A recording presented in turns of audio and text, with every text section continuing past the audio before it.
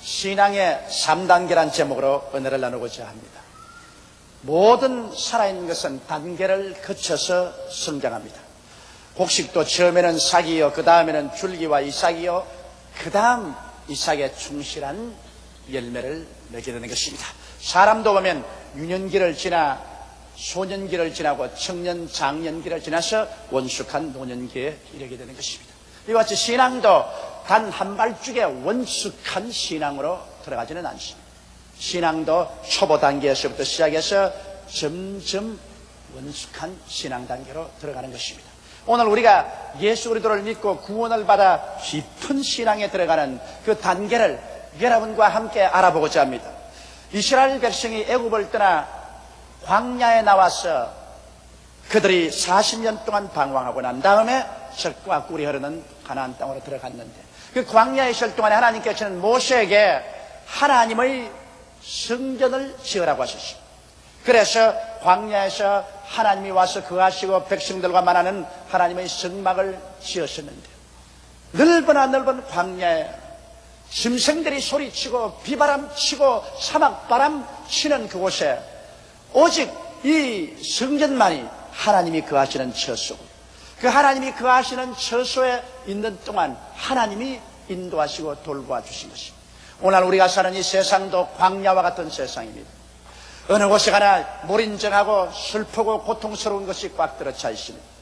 이 세상에는 아무도 우리를 적극적으로 도와줄 수 있는 사람도 힘도 없습니다. 그러나 하나님의 집에 들어오면 하나님께서는 당신의 식구들, 당신의 백성들을 책임지고 돌보아 주시는 것입니다. 그러므로 오늘 하나님의 집에 들어와서 우리 성장하는 세 단계를 알아보고자 하는 것입니다. 첫째 단계로서는 광야에서 방황하는 사람이 하나님의 집을 찾아 이리저리 헤매다가 하나님의 집을 찾게 된 것입니다. 저기에 성막이 있습니다. 그래서 성막에 와서 성막의 문에 득 들어서니 제일 먼저 만나는 것이 뭐냐면 놋제란입니다. 놋으로서 만든 제란인데 제란에는 네 뿔이 있습니다. 그런데 그 제단을 지나가려니까 제사장이 막습니다. 그냥은 못 지나갑니다. 반드시 희생의 제물을 드려야 하나님의 성전뜰로 들어갈 수 있습니다. 그럽니다. 희생의 제물을 무엇으로 드립니까? 옛날에 이스라엘 백성들은 하나님 앞에 나오려면 반드시 놋제단을 통해야 되는데, 이 놋제단 앞에서는 자기의 죄를 청산해야 됩니다. 그래서 양이나 염소를 가지고 와서 그 머리 위에 손을 얹고 자기의 모든 죄를 다 고백을 하면 그 죄가 양이나 염소에게 다 책임 전가되어서 세상은 그 죄인이 보는 앞에서 칼을 들어 양이나 염소를 죽입니다. 이것은 죄의 값은 사망이라는 것을 보여주는 것입니다. 죄를 지은 사람은 죽어야 되는 것입니다. 양이나 염소가 대신 죽으면 콸콸 쏘이는 피를 양푼에 발라서 놋제란 네 뿔에 바르고 그 주위에 쏟고 그 몸은 제란에 얹어서 불로서 태워 사릅니다. 죄인이 그것을 보게 될 때 자기의 죄가 양이나 염소가 대신 짊어지고 피를 흘려 죽음으로 말미암아 속죄해 주었다는 것을 알 수가 있는 것입니다. 바로 이것은 무엇을 표시하는 것입니까? 우리 모든 인류의 죄악을 우리 주 예수 그리스도께서 오셔서 갈보리산 십자가 제란 위에 올라가셔 우리를 대신하여 우리의 죄를 짊어지고 몸을 찢고 피를 흘려서 죽으심으로 말미암아 우리의 인류의 죄악을 청산한 것을 보여주는 것입니다. 어떠한 사람도 하나님의 집에 들어올 때 바로 이 갈보리 십자가 제단을 통하지 않고는 하나님의 집에 절대로 못 들어옵니다. 아무리 그 사람이 지식이 있고 학식이 있고 이롭고 도덕적인 사람이라도 갈보리 십자가의 제단, 그 심판의 제단을 통하지 않고는 하나님의 집에 들어올 수가 없습니다. 우리가 죄를 짓고 불의하고 추악하며 버림을 받아야 마땅함에도 불구하고 죄 지은 그대로 못난 그대로 나올지라도 예수 앞에 나오면 예수님께서는 죄 없는 하나님의 어린 양으로서 여러분과 나의 과거의 죄, 현재의 죄, 미래의 죄를 다 대신 짊어지고 갈보리 십자가에서 심판을 받아 그 죄를 청산하셨습니다. 이러므로 오직 저를 믿음으로 말미암아 남녀노유 빈부 귀천 할 것 없이 죄사함을 받고 하나님의 집에 들어올 수가 있는 것입니다. 바로 그래서 이 사람이 놋제단 앞에서 자기를 대신해서 양이나 염소가 죽는 것을 보고 그 흘린 피를 통해서 구원받은 자기 자신을 보고 난 다음에는 놋제단을 청해서 하나님의 성소로 들어가려고 하는데 하나님 성소와 놋제단 사이에는 물두멍이 있습니다. 물두멍이라는 것은 이스라엘 백성 여자들이 자기 얼굴을 취향해 가서 보는 놋거울입니다. 그 당시에는 유리거울이 없기 때문에 놋을 잘 닦아서 만든 거울인데 이것을 거두어다가 큰 물 항아리를 만들었습니다. 그것을 물두멍이라고 말하고 거기에 물을 가득 채워넣는데 이곳에 와서 자기 자신을 비춰보고 난 다음 제사장들이 성소에 들어가기 전에 얼굴을 씻고 손발을 씻어서 거룩하게 해야 되는 것입니다. 거기에 자기를 씻지 않고는 성소에 들어갈 수가 없는 것입니다. 이와 같이 오늘 예수를 믿는 사람들은 모두 다 왕같은 제사장들이 되는 것이기 때문에 우리가 십자가를 통해서는 반드시 하나님 성소에 들어가기 전에 물두멍의 성결함을 받아야 되는 것입니다. 이 물두멍이란 오늘 무엇일까요? 성경 말씀을 통해서 우리 자신을 비춰보고 우리가 죄를 회개하고 자복하고 성령으로 말미암아 거룩함을 입는 그런 신앙 과정을 반드시 통해야만 되는 것입니다. 오늘 십자가를 믿고 구원을 받는 것은 값없이 구원받는 것입니다. 하나님의 은혜를 인해서 값없이 우리가 죄사함을 받고 구원을 받지만은 그 다음 단계로서는 반드시 우리 죄를 회개하고 우리 속에 있는 모든 더러운 것을 다 청산하고 그러고 성령으로 거룩함을 입어야 되는 것입니다. 우리 하나님은 축복의 근원이십니다. 우리 하나님께 나가서 축복을 구하는 것은 당연한 일입니다. 그러나 우리가 죄를 회개하고 의롭고 거룩한 삶으로 변화되지 않고 축복을 구하면 그것은 미신이 되고 샤머니즘이 됩니다. 오늘날 하나님 믿지 않은 샤머니즘 무당을 믿는 사람들도 이를 성신에 절하고 혹은 나무나 돌이나 물 앞에 가서 절하면서 복을 빕니다. 그러나 그들은 복을 비지만은 그들의 생활 자체는 음란하고 방탕하고 술 취하고 사기하고 거짓말하고 살인하고 시기하고 분노하고 질투하고 모든 것 그대로 하고 있습니다. 하나도 그들의 생활에 변화는 없습니다. 그러면서 복을 구합니다. 이것은 바로 샤머니즘이요 미신인 것입니다. 우리 기독교가 샤머니즘과 미신과 다른 것은 우리는 복의 그런 대신에 하나님께 복을 구하되 그러나 하나님이 명하심을 쫓아서 하나님의 계명을 바라보고 율법을 바라보고 그를 통해서 우리 회개하고 자복하고 우리 죄를 씻고 우리가 말씀과 성령으로 거룩하고 의롭게 변화되어 가면서 하나님께 기도하는 것입니다. 이것이 우리가 다른 점인 것입니다. 이러므로 여러분 신앙의 제1단계는 하나님의 성전 즉 하나님의 집에 들어와서 하나님의 뜰에 들어온 것이 신앙의 첫째 단계인 것입니다. 하나님의 뜰은 반드시 놋제단을 통해서 들어오고 물두멍에 가서 거룩하게 몸을 씻어야 되는 것처럼 우리는 반드시 십자가의 제단을 통해야 하나님 집에 들어올 수 있으며 십자가의 제단이 들어오고 난 다음에는 말씀을 읽고 성령을 통해서 여러분과 내가 죄를 자백하고 거룩하고 의로운 사람으로 변화되어야만 되는 것입니다. 썩어져가는 구습을 쫓는 옛사람을 벗어버리고 그리스도 예수 안에서 변화받은 새 사람을 입는 이런 과정을 반드시 지나야만 되는 것입니다. 이런 과정을 지나는 것이 바로 성전 뜰에 와서 있는 과정인 것입니다. 수많은 사람들이 성전 뜰에 와서 더 이상 신앙이 발전하지 않습니다. 수많은 교회와 수많은 목사님들이 예수 그리스도를 믿고 십자가에서 죄사함 받고 그 다음에는 말씀과 성령으로 거룩함을 받으라 이 2~3대 설교하지 않은 교회나 목사님들도 많이 계십니다. 그래서 수많은 성도들이 성전 뜰에만 웅크리고 앉아있는 것입니다. 물론 성전 뜰에 들어와도 이미 하나님의 집에 들어왔었어요. 하나님의 자녀가 되고 하나님의 식구가 되었습니다만 그러나 신앙생활이란 성전 뜰을 마당에만 있는 것이 아니라 더 깊이 들어가서 성소에 들어갈 수가 있는 것이요 또 더 나아가서 깊은 지성소에 들어갈 수가 있는 것입니다. 이러므로 신앙은 이 성전 뜰에 들어오는 첫째 단계를 지나고 난 다음에는 반드시 성소에 들어가는 둘째 단계를 거쳐야만 하는 것입니다. 그러면 둘째 단계는 어떻게 들어갈까요? 성소는 여러분 가죽으로 이렇게 지어놓은 집입니다. 그러므로 성소 안에는 햇빛도 달빛도 별빛도 비추지 않습니다. 사람이 만든 인조의 등불도 들고 갈 수가 없습니다. 성전 뜰에는 낮에는 태양이 비치고 밤에는 달과 별빛이 비추지만은 성소 안에 들어가는 것은 아무 자연의 빛도 인조의 빛도 들어갈 수 없습니다. 성소 안에 들어가면 당장 왼쪽에 금으로 만든 촛대가 있습니다. 금으로 만든 7가지가 난 촛대가 있는데 그 촛대에 올리브유를 담아서 거기에 불을 붙여서 성소 안은 7 금촉대가 비추는 그 불빛만 환하게 비치는 것입니다. 일곱 금촉대는 바로 예수 그리스도를 상징하는 것입니다. 예수 그리스도를 통해서 넘쳐나오는 성령의 기름, 성령의 기름의 불꽃이 성소를 비치는 것입니다. 여러분께서 이제 성소에 들어가려면 반드시 예수 그리스도를 믿는 여러분 속에 하나님의 성령의 기름 부으심이 와서 성령의 계시의 불빛을 받아야 성소에 들어갈 수 있는 것입니다. 여러분, 성령의 불꽃이 들어오지 않고는 절대로 성소에 들어갈 수 없습니다. 성소가 어둡고 캄캄합니다.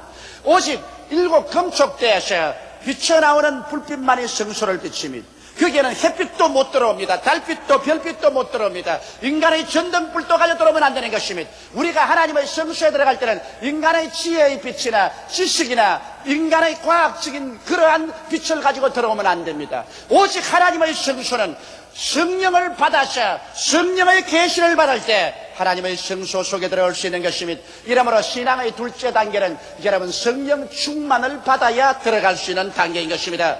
신앙의 첫째 단계는 믿음의 단계로서 성령의 감동을 받아 거듭나는 단계지만은 이제 성령의 둘째 단계인 성소에 들어가는 단계는 일곱 금촉대를 받아들여서 성령 충만해야 되는 것입니다. 그래서 성령이 여러분에게 충만하면 성령이 여러분에게 하늘나라의 진리의 세계를 계시하여 주시는 것입니다.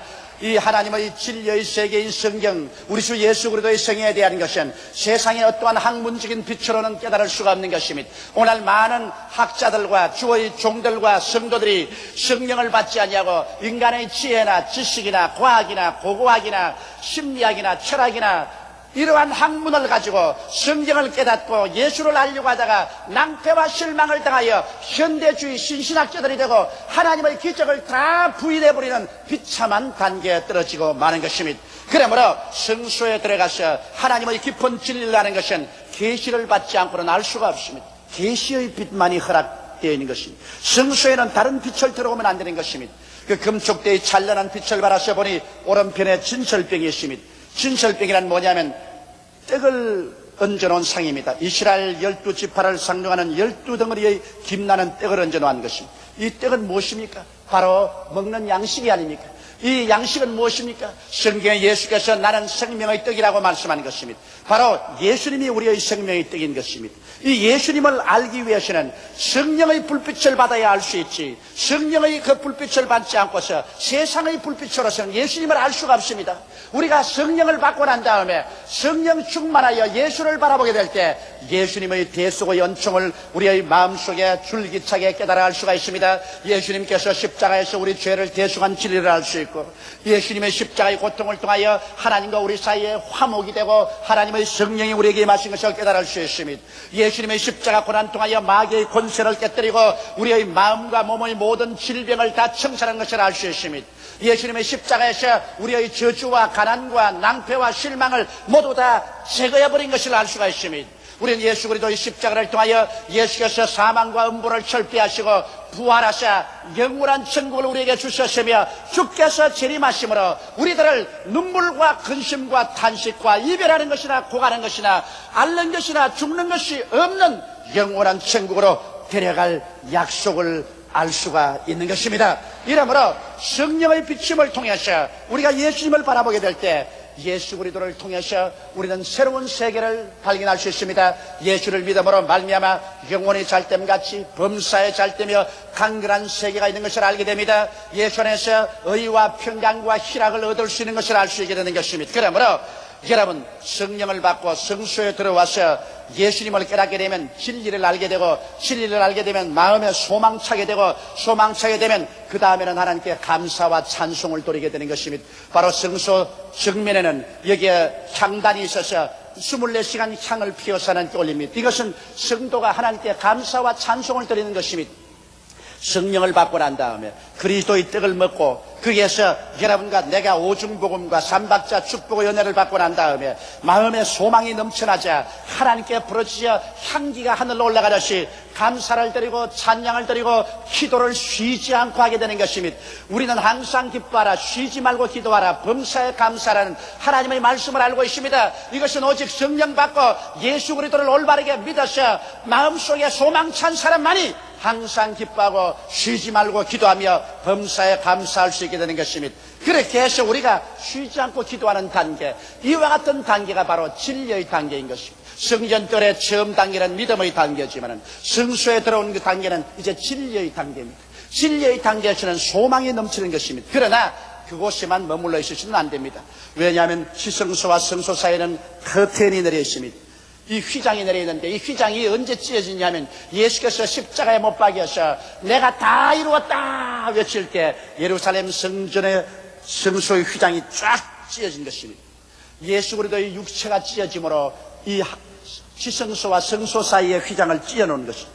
이제는 옛날에는 오직 제사장이 1년에 한 번씩 이스라엘의 죄를 용서하기 위해서 피를 가지고 들어가서 그 지성소에 들어가서 시온소에 뿌렸는데 이제는 예수 그리스도의 십자가 죽으심으로 말미암아 그 휘장이 찢어져서 성소에 들어온 사람이 모두 다 지성소에 들어갈 수 있습니다. 지성소에 들어가는 단계가 신앙의 제3째 단계인 것입니다. 여러분, 지성소에 들어가기 위해서는 이제 지성소는 사랑의 처소요 생명의 처소입니다. 지성소는 사랑이 넘쳐나고 그곳에는 모든 것이 살아납니다. 생명이 넘쳐납니다. 그곳에는 하나님이 계신 곳입니다. 지성소에는 어떻게 들어갑니까? 찢어진 휘장을 통해야 들어가는 것입니다. 찢어진 휘장이라는 것은 여러분과 나의 자아가 찢어지고 깨어져야 된다는 것입니다. 우리 자기 고집, 자기 중심, 자기 욕심을 가지고는 이 지성소 신앙의 3단계에는 들어갈 수 없습니다. 여러분과 내 자아가 깨어지고 자기 중심이 깨어지고 오직 살든지 죽든지 흥하든지 망하든지 성하든지 쇠하든지 예수 중심으로서는 그런 신앙에 들어서야 지성소에 들어갈 수가 있는 것입니다. 오늘 너무나 많은 사람들이 자아가 깨어지지 않고서 나와 있습니다. 이러한 사람들은 신앙의 원숙 단계에 들어갈 수가 없습니다. 어떠한 사람은 스스로 자제해서 자기가 깨어지는 사람이 있고 다른 사람은 시험과 환난을 통해서 부딪혀서 깨어지는 사람이 있는 것입니다. 여하간 자기가 깨어져서 예수 중심으로 서게 될 때 그리고 사랑의 생활 중심으로 서게 될 때 지성소로 들어갈 수 있는 것입니다. 여러분, 지성소에 척 들어가면은 그것에 법궤라는 것이 있습니다. 아카시아 나무로 만들어가지고서 금을 입힌 이 강단과 같은 것인데 양쪽에는 그룹 천사가 날개를 펴고서 이렇게 서 있는 모습입니다. 그 가운데 금으로 깔아놓았는데 거기에 피를 뿌려서 하나님과 사람 사이의 죄를 막고 하나님이 사람을 용서하고 사랑하는 시온소, 바로 그것이 은혜를 베푸는 장소라고 합니다. 혹은 죄를 속하는 속죄소라고 하는 것입니다. 우리가 이 지성소에 들어가서 법궤 앞에 서게 되면 그곳에 예수님의 피가 그 법궤에서 부어져 있습니다. 그 피가 우리에게 외칩니다. 이 피로 말미암아 너희 모든 과거의 죄, 현재의 죄, 미래의 죄는 다 청산되어 버리고 하나님의 심판은 지나가 버리고 이제 하나님의 인정을 받고 용납을 받고 사랑을 받고 하나님의 귀한 자가 되었다는 것을 알게 되는 것입니다. 그 시온소에 와서 보면은 그를 통해서 하나님의 사랑이 넘쳐납니다. 그곳은 오직 하나님 사랑밖에 없습니다. 예수 십자가의 피가 그곳에 뿌려져서 피를 통해서 하나님 영광이 넘쳐나면서 오직 그곳에 사랑밖에 없습니다. 그런데 이 법궤 밑에 보니까 여기에 모세가 시내산에서 받은 10계명의 돌판이 들어있고 이스라엘 백성이 광야에서 먹은 그 만나를 금 항아리에 담아서 넣어놓았고 거기에는 바짝 마른 아론의 지팡이에서 삭이 난 것이 있습니다. 아론의 삭난 지팡이가 거기에 들어있는 것입니다. 이것은 바로 우리가 예수께 나와서 예수님의 자비와 용서와 사랑을 흠뻑 받고 나면 그 사랑 안에서 보게 되면 이제는 율법도 사랑으로서 완성되어 버립니다. 이제 사랑이 바로 우리의 만나 양식이 되고 사랑이 있는 곳에는 모든 말라 빠진 뼈다귀 같은 마른 나무도 부활해서 살아나는 생명이 넘치게 된다는 것입니다. 이러므로 하나님 앞에 나와서 그 자비를 넣고 사랑을 마음에 받아서 내 마음을 다하고 뜻을 다하고 정성을 다하고 목숨을 다하여 주 하나님을 사랑하고 내 이웃을 내 몸같이 사랑하는 이 사랑의 삶 속에 들어오게 되면 그 사랑 삶 속에 모든 율법이 완성되고 사랑이 바로 법이요 법이 완성되고 그 사랑이 바로 우리 생명의 양식이 되어서 부족함이 없게 되고 그 사랑 속에 모든 것이 살아납니다. 사랑이 있으면 개인 마음이 기쁩니다. 성경에는 주의 사랑 비칠 때 기쁨 오네 염려 근심 물러가고 기쁨 온다고 말했습니다. 사랑이 있는 곳에는 기쁨이 넘칩니다. 그래서 사랑이 있는 가정에는 부부 간의 애정, 부모 자식 간의 사랑이 있으면 그 가정이 살아납니다. 사회 단체 서로 사랑하면 그 사랑으로 말미암아 부흥의 역사가 일어나는 것입니다. 마른 막대기 같은 곳에도 생기가 부어주는 것입니다. 여러분, 오늘날 우리 조국과 민족이 살 수 있는 길은 예수 앞에 나와서 죄를 회개하고 하나님의 사랑을 받아들여서 하나님을 사랑하고 이웃을 내 몸같이 사랑하는 사랑의 역사가 일어날 때 이 민족이 마른 막대기 같을지라도 하나님의 축복으로 부활의 생명으로 가득 차게 되는 것입니다. 이 민족에 필요한 것은 사랑의 운동인 것입니다. 여러분의 마음속에 사랑의 운동, 여러분의 가정에 사랑의 운동, 우리의 사회에 사랑의 운동이라 해야 되는데, 이 사랑은 인간으로서 지어먹어서 만들 수는 없습니다. 이 사랑은 내가 하나님 앞에 나와서 죄를 회개하고 예수를 구주로 모실 때 그 십자가의 보배로운 피로 말미암아 하나님의 사랑이 우리 마음속에 부어지는 것입니다. 그러므로 하나님의 사랑을 받아 이제는 사랑을 하기 위해서 살게 될 때 여러분은 신앙의 완숙 단계에 들어서게 되는 것입니다. 사랑 없으면 아무 필요도 없습니다. 여러분, 고랫등 같은 집을 지어놓고 살아도 그 가정에 사랑이 없으면 시베리아 불판입니다. 여러분이 아무리 지혜와 명예와 권세를 얻고 있다 하더라도 마음속에 사랑이 없으면 삭막한 벌판입니다. 우리가 아무리 문명을 발전시켜서 사회를 개발하고 잘 사는 사회를 만들어야 할지라도 사랑이 식어지면 그 사회는 바로 죽은 공동묘지와 같은 것입니다. 그렇기 때문에 성경은 말하기를 믿음, 소망, 사랑 이 세 가지는 항상 있을 것인데 이 중에 사랑이 제일이라고 말하셨습니다. 바울 선생은 말하기를 우리가 사람의 방언과 천사의 말을 할지라도 사랑이 없으면 소리난 구리와 울리는 괭가리가 되고, 우리가 예언하는 명예에서 모든 비밀과 모든 지식을 알고 또 산을 옮길 만한 믿음이 있을지라도 사랑이 없으면 내가 아무것도 아니요, 내게 있는 것으로 다 구제하고 내 몸을 불사른 데 내줄지라도 사랑이 없으면 내가 아무 것도 아니라고 말했었습니다. 여러분, 그러므로 이 세상에서 가장 신앙의 완성은 사랑입니다. 왜냐하면 성경에 하나님은 사랑이라고 말하셨습니다. 사랑이 있는 곳에는 하나님이 계시고 하나님이 계신 곳에는 사랑이 있습니다. 아무리 종교적으로 의식적으로 열심을 다한다고 하더라도, 철회를 하고 금식을 하고 한다 하더라도 사랑이 없으면 하나님은 계시지 않습니다. 하나님은 바로 사랑 가운데 계신 것입니다. 사랑할 때 하나님이 나타나시고 사랑이 있는 곳에 하나님이 역사하시는 것입니다. 사랑이 있는 곳에는 하나님께 부르짖으면 응답하고 하나님의 기사와 이적이 일어나게 되는 것입니다. 그렇게 해서 시성소에 자아가 깨어져서 하나님의 사랑을 받아들일 때 여러분과 나의 신앙은 완전하게 되는 것입니다. 하나님이 세상을 이처럼 사랑하사 독생자를 주셨지요. 예수님이 우리를 이처럼 사랑하사 몸 깨어지고 피를 흘려 주셨습니다. 그러므로 사랑이 있는 곳에는 하나님 아버지가 계시고 사랑이 있는 곳에는 독생자 예수님이 계시고 사랑이 있는 곳에 하나님의 성령이 계신 것입니다. 온통 하나님이 계신 곳에 들어가서 살 수 있는 것이 지성소인 것입니다. 여러분, 우리가 모두 다 이 신앙의 3단계 속에 들어갈 수가 있습니다. 이 하나님의 성전 밖은 광야입니다. 거기에는 사나운 짐승이 울고 비바람 치고 폭풍우가 부는 광야입니다. 사람들은 그 광야에서 방황하고 있습니다. 그 광야에는 아무도 책임지지 않습니다. 아무도 돌봐주지 않습니다.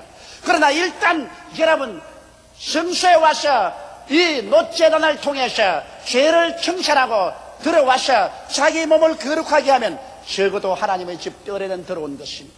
여러분과 내가 예수 그리스도를 믿고 여러분과 내가 죄를 회개하고 성결한 삶을 살기 시작할 때 여러분은 하나님의 집, 하나님의 성소 뜰 안에 들어온 것입니다. 하나님의 뜰에 들어오면 하나님께서 책임집니다. 성경은 말하기를 하나님의 성전에는 제비도 새끼치를 집어넣는다고 말한 것입니다.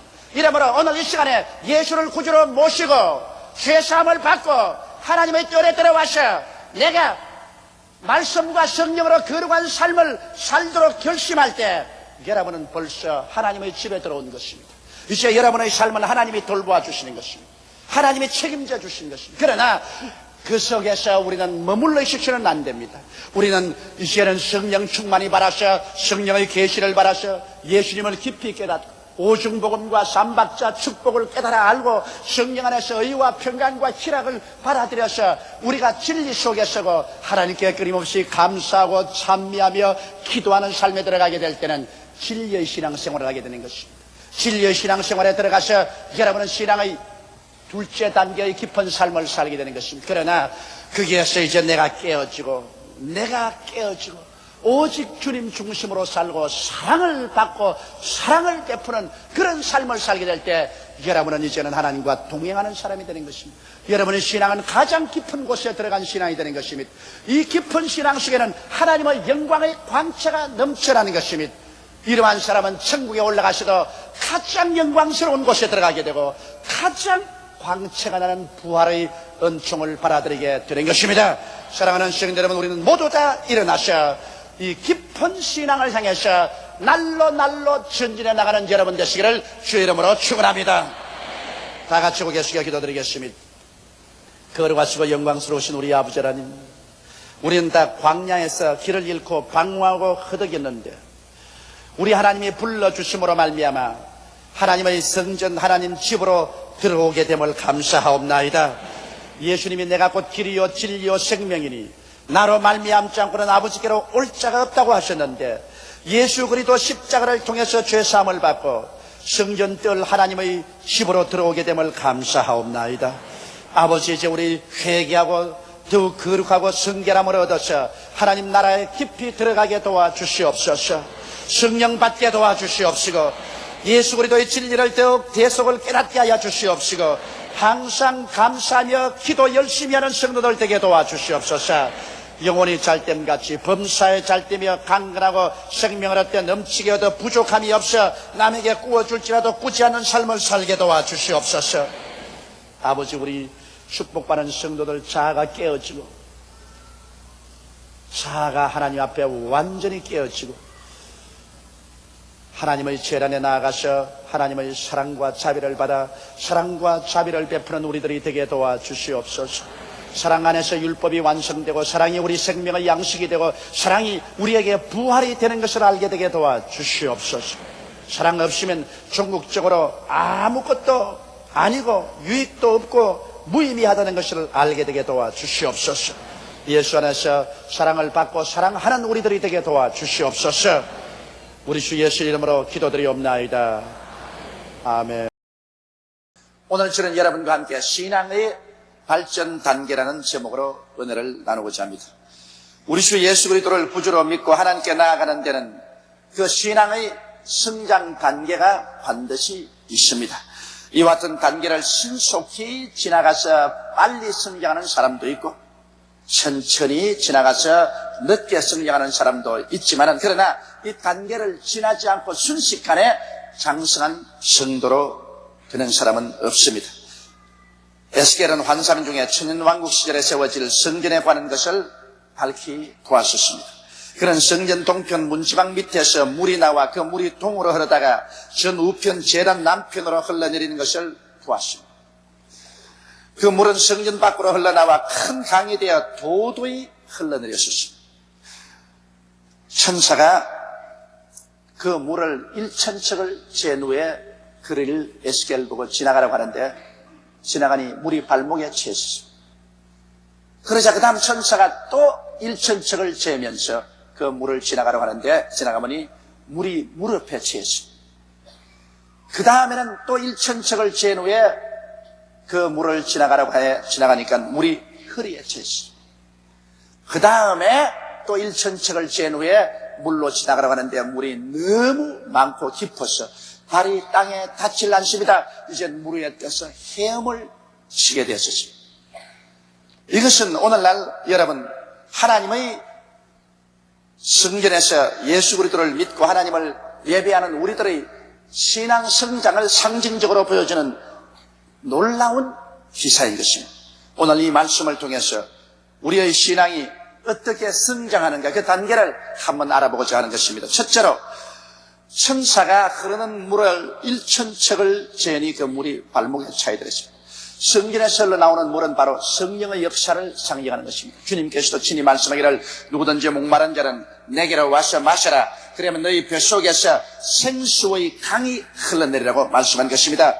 바로 우리 몸은 하나님의 성전입니다. 성전에서 생수의 강이 넘쳐 흘러나는데 이 성령의 강물에 발목이 적시운 사람들이 있습니다.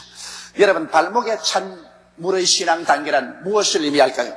우리들은 한 사람이 타인에게 꼼짝 못하게 도의적으로나 혹은 법적으로 또는 금전적으로 잡혔을 때 발목이 잡혔다고 말합니다. 그 사람 발목이 잡혀서 자기 마음대로 하지 못한다. 그것은 그만큼 행동의 자유를 잃었다는 것을 의미하는 것입니다. 여러분, 예수님을 믿지 않을 때는 사람들은 죄 가운데 자유함이며 자기 뜻대로 하나님을 떠나서 삽니다. 아담과 하와가 하나님을 배반한 것도 하나님 지배하에 있지 아니하고 자기 중심으로 자기 마음대로 좋고 나쁜 것을 선택하고 인본주의로 살기 위해서 하나님을 거역하고 타락한 것입니다. 그때 이후로 인간들은 모두 다 하나님을 아예 자기의 인식 속에서 내어 던져버립니다. 자기 인본주의적으로 자유롭게 산다고 생각하고 있습니다. 실상은 진짜로 자유롭게 사는 것은 아니죠. 진짜는 마귀에게 속하고 죄의 포로가 되고 인본주의의 노예가 되어서 살고 있지만은, 그러나 인간은 하나님께로부터는 자유를 선포하고 하나님 없이 살아가고 있는 것입니다.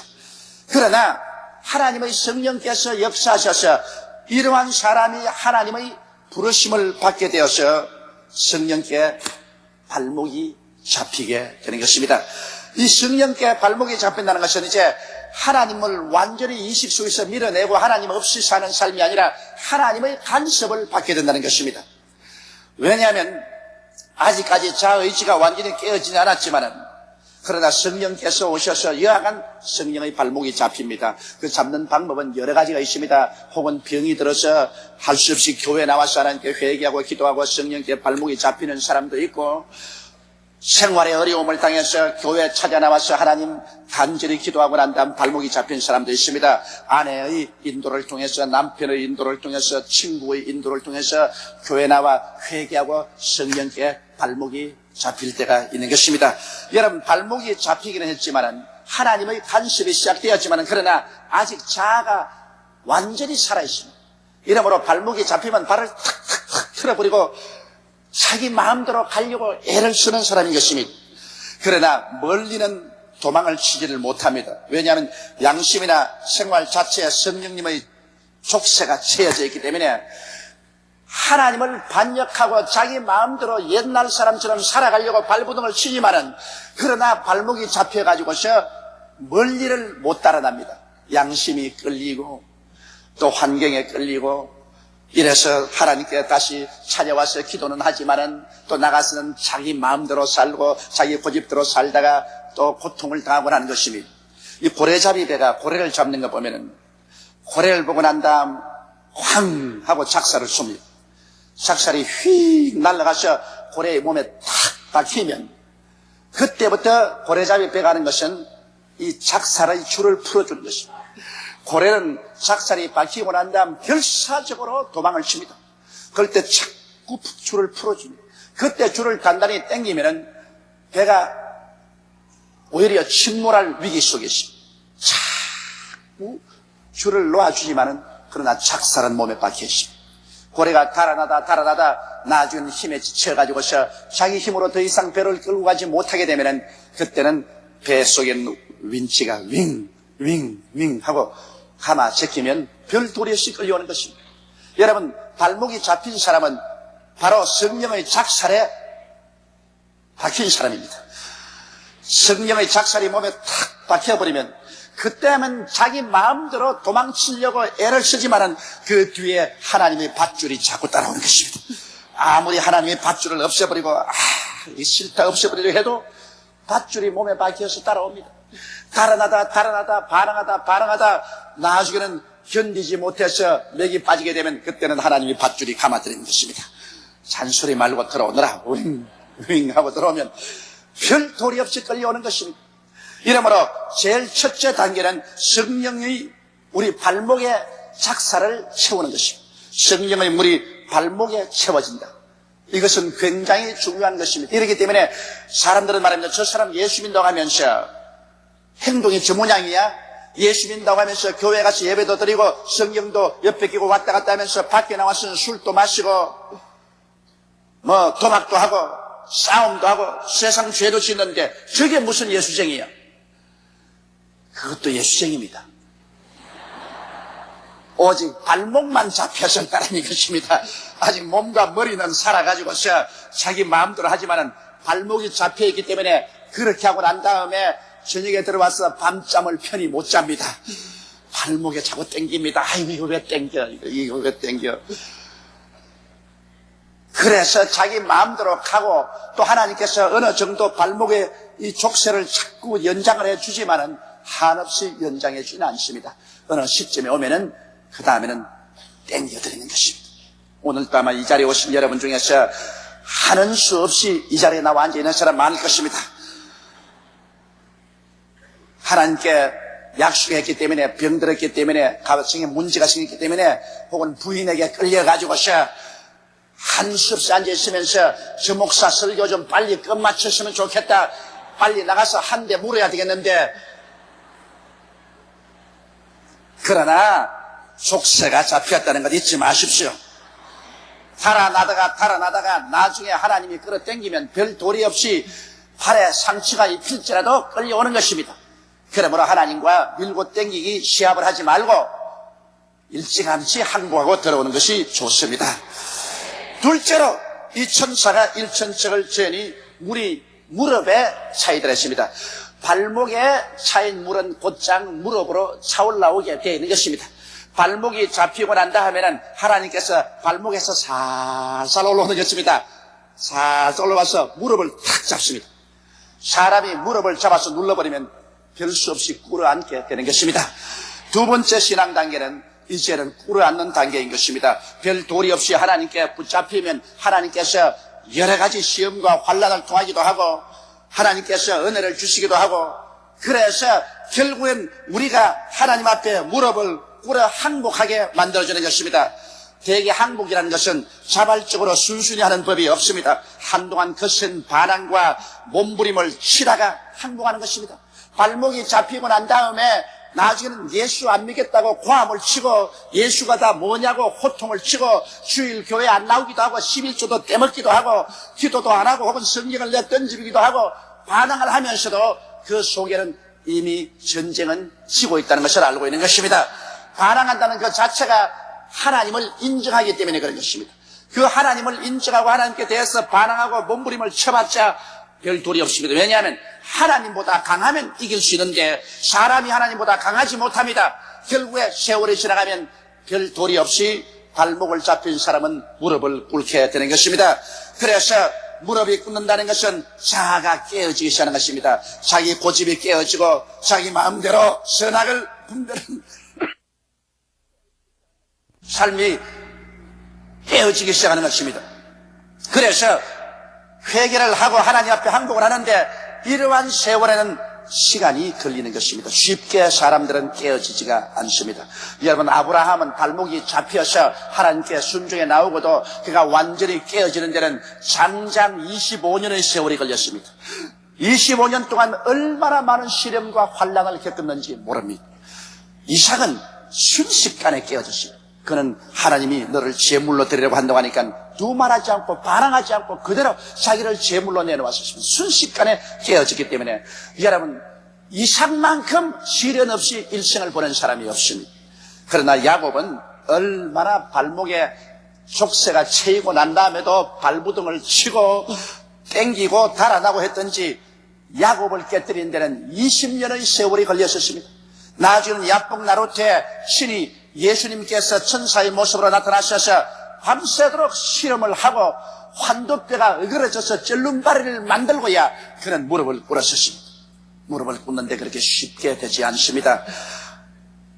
요셉 같은 사람도 13년 동안 하나님께서 시련을 통해서 무릎을 꿇게 만들었고, 모세는 장장 40년 광야의 생활에서 눈물을 흘리며 고독과 외로움 속에서 그는 서서히 깨어져서 40년 만에 하나님 앞에 무릎을 꿇었습니다.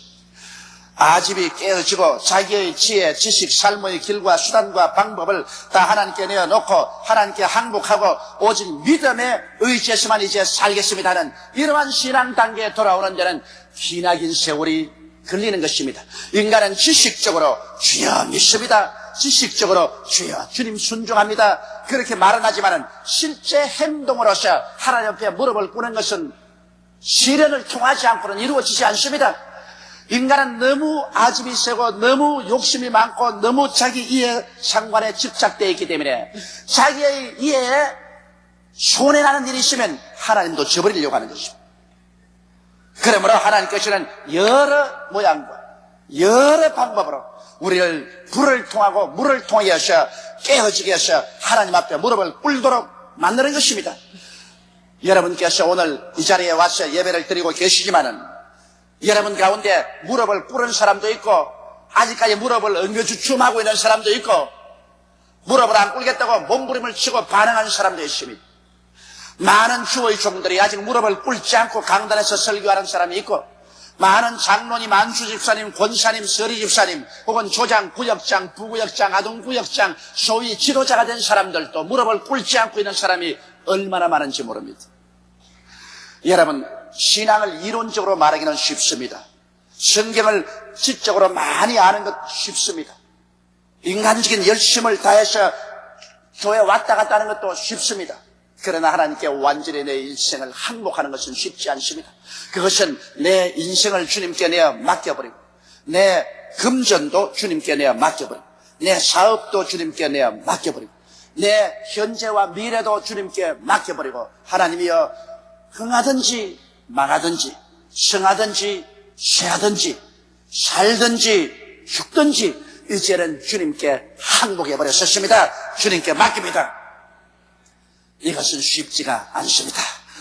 이것은 자기가 마음이 그렇게 원해도 실제로 부딪혀서 깨어지기 전에는 이러한 일이 다가오지 않습니다. 이러기 때문에 예수를 믿고 구원을 받은 사람이 한편으로 하나님께로부터 많은 축복을 받으면서도 다른 편으로 많은 시련을 당하고 슬픔을 겪고 고통을 당하는 이유는 하나님께서 무릎을 꿇도록 깨뜨리는 것입니다. 무릎을 꿇게 하지 않고는 하나님의 역사가 일어나지 않고 영적으로 성장할 수가 없습니다. 그렇기 때문에 이 세상에 많은 슬픔을 당한 성도일수록 그 영혼의 깊이는 깊은 것입니다.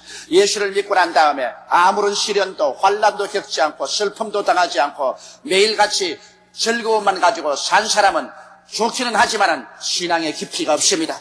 하나님 손에 깊이 내어 맡기지 않습니다. 그 영혼이 깊이 깨어지지 않습니다. 별 도리 없이 인간은 많은 시련을 겪고 슬픔을 당하고 고난을 통한 사람이 그 신앙이 깊어지는 것입니다. 그리고 하나님과 깊이 동행할 수 있게 되는 것이고 하나님을 더 깊이 수용할 수 있고 하나님의 은혜를 더 깊이 맛보고 살아갈 수가 있는 것입니다. 이렇기 때문에 성경에는 너희가 여러 가지 시험을 당하거든 온전히 기쁘게 되기라 시험이 우리의 믿음의 인내를 만들어낸 줄 알미라고 말씀하고 있는 것입니다. 이러므로 사랑하는 성도 여러분, 받을 만한 사람은 이것을 받으십시오. 여러분이 많은 고난이 여러분 하나님께 많이 하나님께 의지할 수 있는 사람으로 만드는 귀한 축복이 되는 것입니다. 그 다음에 셋째로 또 천사가 1천척의 물을 재으니까 그 물이 허리에 차서 넘실거리기 시작한 것입니다. 허리에 찬다는 것은 무엇을 의미할까요? 여러분, 허리는 힘을 상징합니다. 허리는 몸의 중심 기둥이죠. 허리가 굽어진 사람은 구부러지고 허리가 삐뚤어진 사람은 삐뚤어지는 것입니다. 허리를 부러뜨린 사람은 일어서서 걷지를 못합니다. 허리는 몸의 중심이 됩니다. 허리는 온몸의 균형을 유지하며 가장 힘을 많이 받는 것이 허리인 것입니다.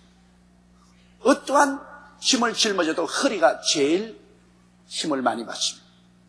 그러므로 허리를 잘 보호해야지 허리를 다쳐놓으면 그 사람은 힘을 쓸 수가 없습니다. 물이 허리를 지나간다는 것은 성령이 사람의 허리를 붙잡았다는 것입니다. 성령께서 사람의 허리를 붙잡아. 이것은 무엇을 의미하느냐? 삶의 중심이 이제는 나에게서 떠나서 완전히 하나님 중심으로 변화됐다는 것입니다. 그리고 전적으로 하나님을 의지하여 하나님을 삶의 힘으로 삼고 하나님께서 나의 용서가 되시고 하나님께서 나의 화해가 되시고 하나님께서 나의 건강이 되시고 하나님께서 나의 축복이 되시고 하나님께서 나의 생명과 부활이 되시고 모든 것을 하나님께 내어 맡기고 하나님이 나의 생명의 힘이 되는 것을 말하는 것입니다. 이것은 인본주의적인 힘을 포기하는 것을 말합니다. 인간의 그 조보라운 지혜와 지식과 총명과 인간의 능력으로 힘을 삼고 그것을 가지고서 오르락내리락 하는 그런 얇은 삶을 포기하는 것을 말하는 것입니다. 돈 좀 벌었다고 그냥 이라고 권세 좀 얻었다고 목을 내어 밀고 다니고 하는 그러한 삶은 다 처참하고 비극적인 삶인 것입니다. 그런 모든 삶을 다 포기해버리고 이제는 영적인 허리도 하나님께 내맡깁니다. 우리 영적인 신앙생활도 내가 신앙하는 걸 압니다. 하나님께 내어 맡겨서 성령이 나의 영적인 신앙생활을 부여잡고 성령이 나를 통하여 영적인 도덕적인 삶을 붙잡고 힘이 되어주는 것입니다. 또한 도덕적인 허리도 주님께 맡기면 주님께서 나를 붙잡아서 주의 이름을 위하여 의의 길로 인도해 주십니다. 또한 일반적인 삶의 모든 허리도 주님께 내어 맡깁니다. 무엇을 먹을까, 무엇을 입을까, 무엇을 마실까, 어떻게 살고도 이제 내가 염려하지 않습니다. 주께 내어 맡겨버리고 주님께서 책임을 져주시는 것입니다. 실제로 예수를 믿지 않은 사람은 여러분 자기가 중심이 되고 자기 힘으로 삽니다. 예수 믿지 않은 사람은 자기가 붙잡고 있습니다. 그리고 자기의 힘으로 짐을 짊어지고 살죠. 그런 인간의 수단과 방법으로 이 세상에서 살기 때문에 무엇을 성취하면 자기가 자기 자랑을 하고 잘났다고 하는 것입니다. 그러나 예수 믿는 삶은 무엇입니까? 예수를 믿자 말자 여러분 우리는 옛사람에게서 꺾여 나옵니다. 마귀에게서 떨어져 나오고 세속에서 떨어져 나오고 자의지에서 떨어져 나오는 것입니다. 예수 믿는 사람은 이제 하나님께 속하는 것입니다. 그리고 하나님의 믿음으로 사는 것입니다. 주 예수께 완전히 접붙임을 받는 것입니다. 이래서 하나님 중심이 되고 이제는 하나님의 능력으로 말미암아 삽니다. 주를 사랑하는 사람을 위해서는 하나님께서 그 한평생을 모두 다 예비해 놓으신 것입니다. 하나님이 여러분과 저를 불러서 예수 그리스도의 자녀가 되게 할 때는 우리의 일생을 모르고 그렇게 하지 않습니다. 하나님은 우리가 태어나기 전에 우리를 다 아시고 어머니 뱃속에 있을 때 이미 우리를 성별하시고 우리를 불러서 예수를 믿게 하실 때 우리의 일생을 하나도 남김없이 다 예비해 놓으신 것입니다. 하나님이 자기를 사랑하는 자를 위해서 예비해 놓은 모든 것은 눈으로 보지 못하고 귀로도 듣지 못하고 마음으로도 생각지 못했다는 것 같으니라. 그러나 하나님께서 성령으로 이 모든 것을 우리에게 보여주셨으니 성령은 하나님의 깊은 것이라도 통달하시는 것입니다. 이러기 때문에 하나님께서는 우리의 일생을 예비해 놓으시고 우리의 모든 짐을 하나님이 다 책임지시고 우리의 모든 일을 하나님이 다 책임지시고 계신 것입니다. 이제 우리는 우리의 것이 아니라 하나님의 것입니다. 일단 하나님께 내가 맡긴 이상 하나님은 우리를 돌보시는 책임이 계신 것입니다. 하나님은 우리의 일생을 책임져 주시는 것입니다. 이러므로 여러분 우리의 허리를 하나님께 잡힌다는 것은 우리 삶의 모든 힘을 하나님께 의지해서 산다는 것입니다. 이렇기 때문에 자나 깨나 일어나나 앉아나 우리는 하나님 중심으로 서고 하나님께만 의지하고 삽니다. 그래서 하나님이 은혜로 우리는 살기 시작하는 것입니다. 이것은 전적으로 세상 사람이 사는 삶과는 다른 삶인 것입니다. 세상 사람은 사람의 힘으로 살고 예수 믿는 사람은 하나님의 은혜로 말미암아 사는 것입니다. 그러므로 전적으로 하나님이 책임져 주십니다. 야훼는 나의 목자시니 내가 부족함이 없으리다. 목자가 양을 책임지지 양이 스스로 자기의 삶을 위해서 노력하는 양은 없는 것입니다. 오늘 너무나 많은 예수 믿는 사람들이 예수 믿는다고 하면서 하나님의 은혜로 살지 아니하고 여전히 허리를 자기가 붙잡고서 자기의 힘으로 살려고 하는 것입니다. 여러분 오늘 이 시간에 하나님의 성령이 여러분께 임하셔서 여러분 허리를 붙잡은 단계에 다른 사람은 전적으로 하나님께 맡겨버리십시오. 이 세상에는 뜨거워 사는 사람이 있지만 하나님의 말씀으로 사는 길도 있는 것입니다. 이 세상에 인간의 능력으로 사는 사람이 있지만 믿음으로 사는 세계도 있는 것입니다. 우리 예수 믿는 사람들은 다른 세계에 들어와서 삽니다. 우리는 흑암의 권세에서 건져내어 하나님의 사랑의 아들 나라로 옮겨버리고 마는 것입니다. 그러므로 무엇을 먹을까, 무엇을 입을까, 무엇을 마실까 염려하지 말라. 이런 다 이방인들이 염려하는 것이요. 너희 천부께서는 이 모든 것이 너희에게 있어야 할 줄을 아시나니라. 그러므로 너희는 먼저 그의 나라와 그 의를 구하라. 그리하면 이 모든 것을 너희에게 도하시라고 말씀하신 것입니다. 하나님이 책임져주는 세상 속에 우리는 들어와 있다는 것을 알아야 되는 것입니다. 이렇기 때문에 우리는 옛사람이 아닙니다. 누구든지 그리스도 안에 있으면 새로운 피조물이라. 이전 것은 지나갔으니 보라 새 것이 되었도다. 지나간 세월을 따라서 옛날 방식으로 살아서는 안 됩니다. 우리는 새 것이 되었으므로 예수 안에서 하나님을 믿고 하나님 방식으로 성령의 능력으로 살아야만 하는 것입니다. 하나님 방식으로 여러분을 붙잡아서 하나님께서 그 놀라운 능력과 은혜로 우리를 살게 만들어 주시는 것입니다. 이것이 성령께 허리를 잡힌 삶인 것입니다. 네 번째는 또 천사가 1,000척의 물을 재고 들어가려고 하는데 발이 땅에 닿지 않습니다. 물 위에 뜹니다. 물이 너무 깊어서 물에 떠서 헤엄칠 수밖에 없는 것입니다.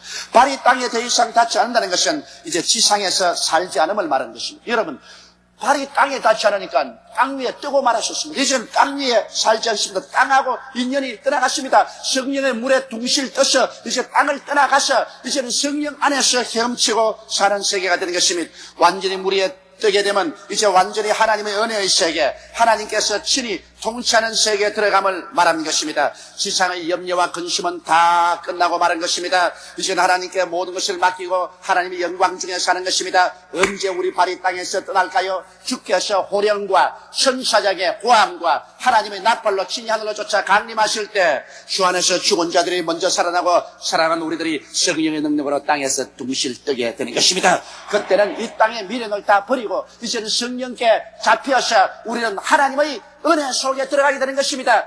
이제는 완전히 성령께 떠서 하나님의 품 안에 안겨서 주님께서 예비하신 영광스러운 세계 속에 삽니다. 약한 몸이 강한 몸으로, 수한 몸이 영화로운 몸으로, 육의 몸이 신령한 몸으로 변화되고 하나님께서 예비한 세계에서 눈물과 근심과 탄식과 이별하는 것이나 공하는 것이나 아픈 것이 없는 그 세계 속에서 영원히 사는 삶이 바로 성령 안에서 헤엄치며 사는 삶이 되는 것입니다.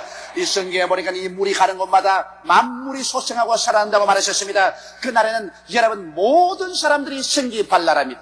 모든 사람들이 영혼이 잘됨같이 범사에 잘되며 강건합니다. 매일같이 시나리오, 매일같이 새롭습니다. 그 영광스러운 세계 속에 주님과 영원히 사는 것이 우리 신앙이 이제는 완성된 단계에 이르게 된 것입니다. 신앙생활은 처음에는 성령님께 발목이 잡혀 부둥대며 교회에 나오다가 그 다음은 많은 삶의 시인을 통하여 점점 깨어져서 하나님의 뜻에 순복하기 위해서 무릎을 꿇고 황복하게 되며 그 이후에 점점 더 성장하게 되면은 이제는 전적으로 기쁘게 하나님께 맡기고 하나님을 나의 생명의 힘으로 삼고 살게 되다가 그 다음에는 성령의 은혜 가운데 이 땅을 떠나서 하나님의 품 안에 들어가서 영광 속에 하나님과 영원히 사는 삶으로 들어가게 되는 것입니다. 오늘 하나님의 성령은 여러분을 붙잡아서 이 신앙의 학교 속에 집어넣고 여러분의 신앙이 성장 발전하게 되도록 전력을 다해서 일하고 계신 것입니다. 오늘 여러분은 성령님을 선생으로 삼고 성령과 함께 하나님의 신앙의 학교에 들어와서 살고 있는 것입니다. 성령은 여러분을 떠나 있지 않습니다. 여러분을 끊임없이 혹은 발목을 잡고 혹은 무릎을 꿇어 앉히고 혹은 허리를 부둥켜 안고 혹은 이제는 이 세상 그것이 다 끝나서 성령 바람 태워 천국으로 데려가는 이러한 역사 속에 우리를 이끌어가고 있는 것입니다. 오늘 여러분의 신앙은 어느 정도까지 다가왔습니까? 자기의 신앙 단계를 한번 살펴보십시오. 여러분 별 도리 없이 신앙에 성장해야 됩니다. 발목이 잡힌 사람이 있거들랑 빨리 무릎을 꿇으세요. 항복에 끄들랑 이제는 전적으로 주님께 내어 맡기는 의지하는 삶을 훈련하십시오. 하나님께 전적으로 의지하시면 이제는 영광의 그날을 바라보고 즐거워하면서 사십시오. 여러분과 나는 행인과 나그네와 같이 세상에 지나갑니다. 우리는 목적도 방향도 없는 사람들이 아닙니다. 우리는 갈 길을 알고 있습니다. 우리의 집이 있는 것을 알고 있는 것입니다. 우리는 우리 아버지가 기다리고 있는 것을 알고 있는 것입니다. 우리는 고아도 아니고 버림받은 자도 아닌 것입니다. 소망찬 내일을 향하여 매일매일 큰 희망과 즐거움으로 믿음 속에 살아가고 있는 것입니다. 다 같이 고개 숙여 기도드리십시다. 전능하시고 거룩하신 하나님 우리 아버지, 우리를 부르셔서 예수 그리스도의 은혜 속에 들어오게 하신 것을 감사합니다. 보혜사 성령이 우리를 부르셔서 우리를 단계단계로 신앙의 성장을 위해서 끊임없이 성령께서 노력하고 계심을 감사합니다. 우리 아버지 하나님, 오늘 우리는 우리 스스로의 신앙 단계를 살펴보고 성령님의 인도에 협조해서 우리는 더 깊은 성령의 강안으로 들어가게 도와주시옵소서. 성령의 은혜 속에서 발목까지 채이는 물에 들어왔으면 또 1,000척을 들어가고 또 1,000척을 들어가고 또 1,000척을 들어가고 또 1,000척을 들어가는 그와 같은 발전의 신앙이 있게 도와주시옵소서. 우리 주 예수님 이름으로 기도드리옵나이다. 아멘.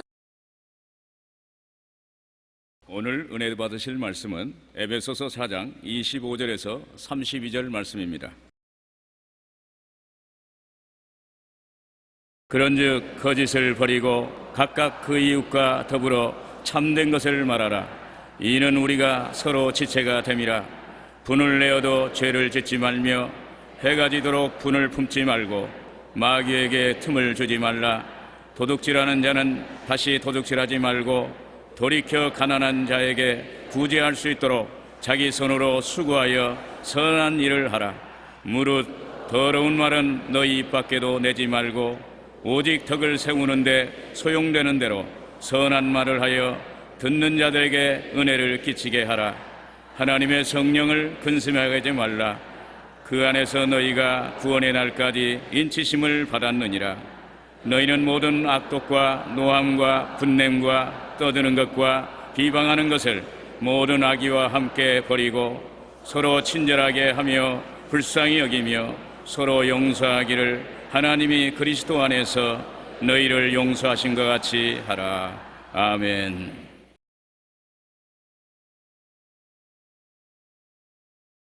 우리 두세 사람이 주의 이름으로 모이면 주님이 함께 계시겠다고 말씀하시는데 눈은 안 보이고 귀에는 그 음성 안 들리고 손은 잡히는 것 없어도 주님은 성령으로 우리 가운데 와 계십니다. 그러므로 오늘 좋은 일이 일어날 것입니다. 저는 신앙생활과 신앙의 인격이란 제목으로 은혜를 나누고자 합니다. 어느 부흥집회의 한 흑인이 자신이 어떻게 구원받은 것을 간증을 했습니다. 그는 하나님께서 은혜를 주셔서 자신의 마음을 움직여 자기의 죄의 굴레와 죄책감에서 해방시켜 주셨다고 기쁘게 간증을 했습니다. 간증이 끝나자 사회자가 그에게 물었습니다. 형제님이 받은 구원에 대해서만 말씀하시는데 구원받기 위해서 형제님이 어떠한 노력을 했는지 그것을 말씀해 주십시오. 그러자 그는 즉시 이렇게 대답했습니다. 제가 한 일에 대해 말씀드리는 것을 잊었습니다. 저는 30년이 넘는 세월 동안 하나님으로부터 멀리 도망다니는 일만 했습니다. 제 마음속에 욕심껏 시키는 대로 죄를 지었을 뿐입니다. 그런데 하나님께서는 도망다니는 저를 끝까지 따라오셔서 결국 저를 쓰러뜨리시고 기적같이 죄에서 해방시켜 주셨습니다. 오늘 많은 사람들은 예수님을 2000년 전의 역사적 인물로만 전하고 기적은 없다고 말을 하는 것입니다. 또한 구원을 얻기 위해서 믿음뿐만 아니라 응당한 행위를 해야 한다고 기형적인 복음을 주장합니다. 그러나 구원은 이 흑인이 간증한 것처럼 오직 믿음으로 얻는 것입니다.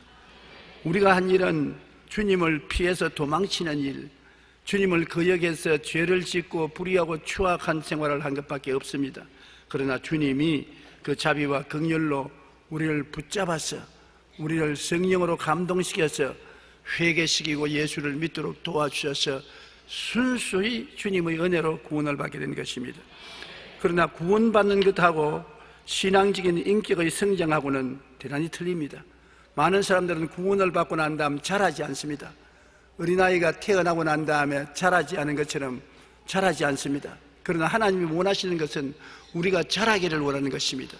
어린아이가 태어나는 것은 자기 마음대로 못해요. 태어나는 것은 부모님의 은혜로 태어나는 것이지만 태어나고 난 다음 먹고 운동하고 자라는 것은 노력을 해야 되는 것입니다. 노력 없이 먹고 마시고 자랄 수가 없습니다. 구원도 한 가지인 것입니다. 하나님의 은혜로 아무 한 일 없이 구원을 받고 난 다음에 자라는 것은 우리가 노력을 해야 되는 것입니다. 우리가 노력하지 않고는 성장하지 못합니다.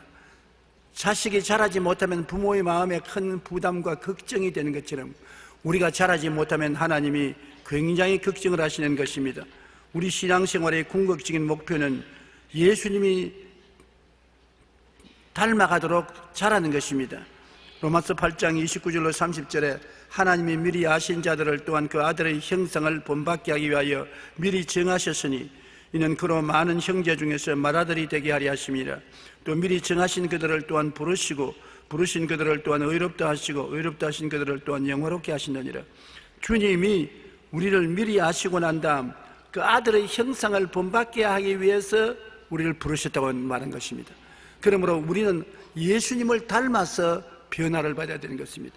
하늘나라는 모두 다 예수님을 닮은 자녀들만 모인 곳입니다.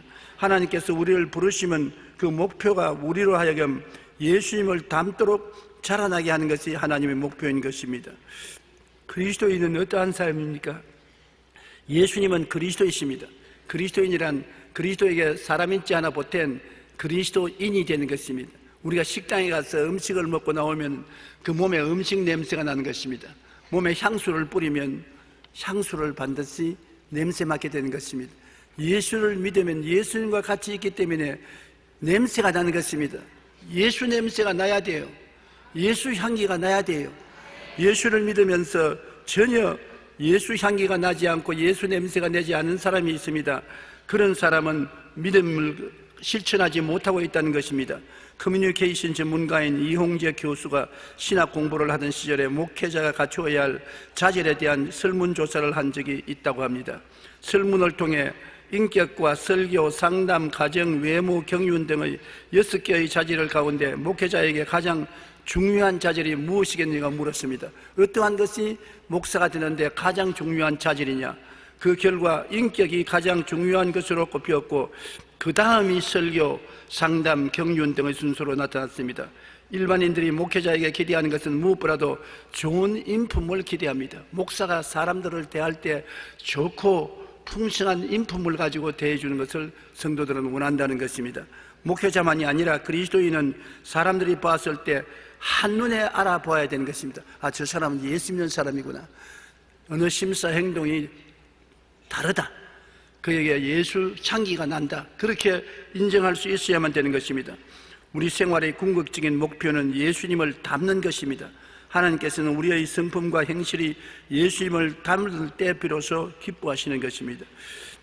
첫째로 예수님을 닮기 위해서는 우리 마음이 말씀으로 변화되어야 되는 것입니다. 우리는 예수님을 어디에서 닮습니까? 하나님 말씀을 통해서 예수님을 닮을 수 있습니다. 지금은 12제자처럼 예수님을 따라다니면서 말씀을 듣지는 못합니다. 그러나 성경에 기록된 말씀을 통해서 예수님의 음성을 들을 수가 있는 것입니다.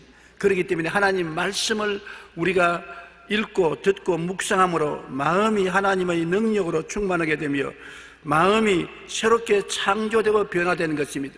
우리 마음이 변화되는 것은 말씀을 통해서 변화가 되는 것입니다.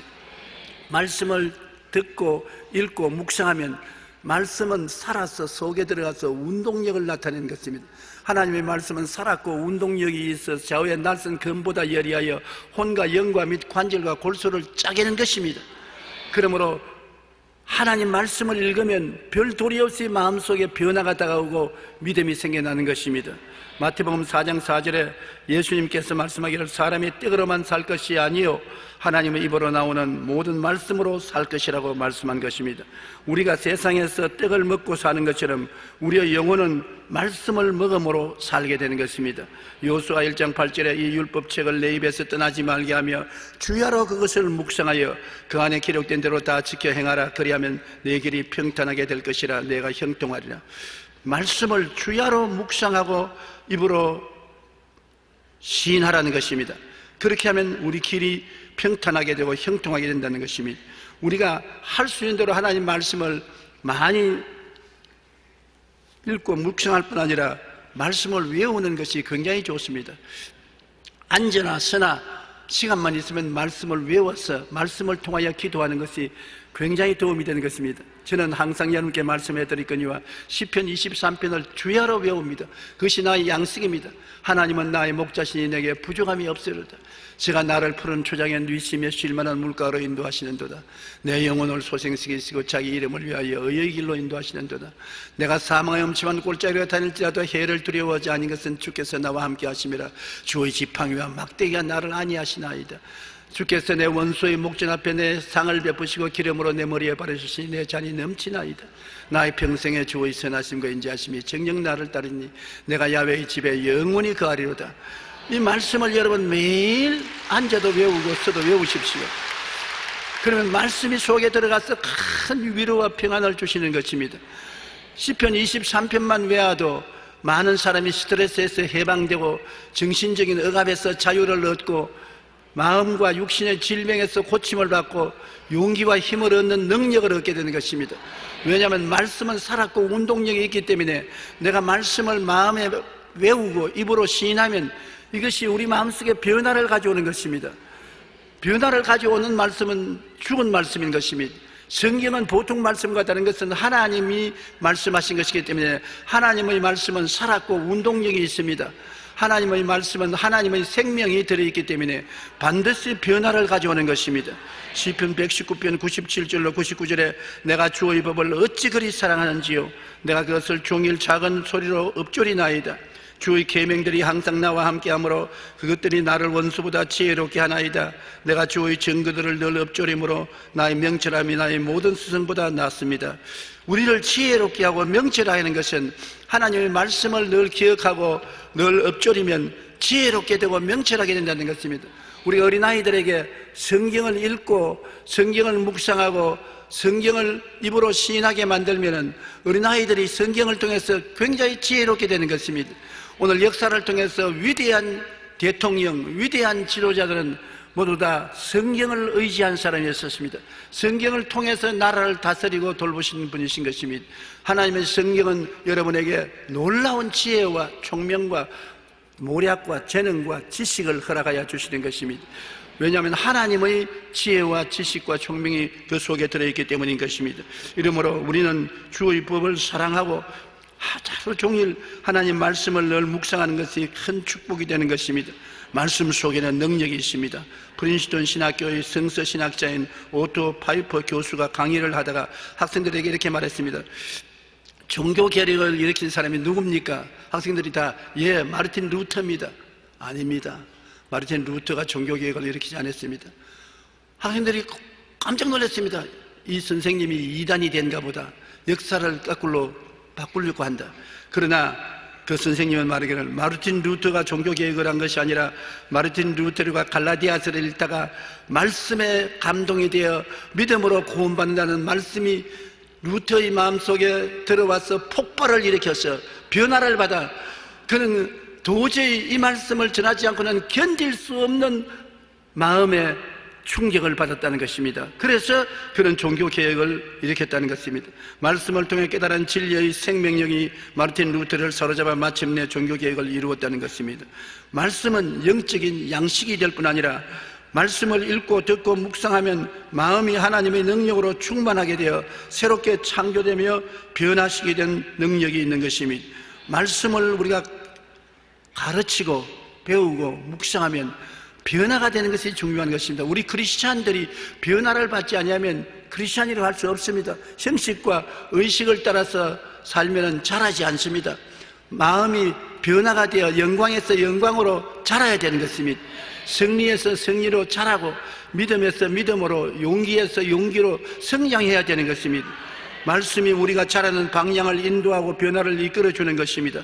디모데후서 3장 16절로 17절에 모든 성경은 하나님의 감동으로 된 것으로 교훈과 책망과 바르게 함과 의로 교육하기에 유익하니 이는 하나님의 사람으로 온전하게 하며 모든 선한 일을 행할 능력을 갖추게 함이라. 우리가 불안하게 짝이 없고 불완전하게 짝이 없는데 우리를 온전하게 만드는 것은 말씀이 들어와서 온전하게 만들고, 우리가 하나님의 사람으로서 선한 일을 행하려고 해도 할 수 없을 때 말씀이 들어와서 선한 일을 행할 능력을 주시는 것입니다.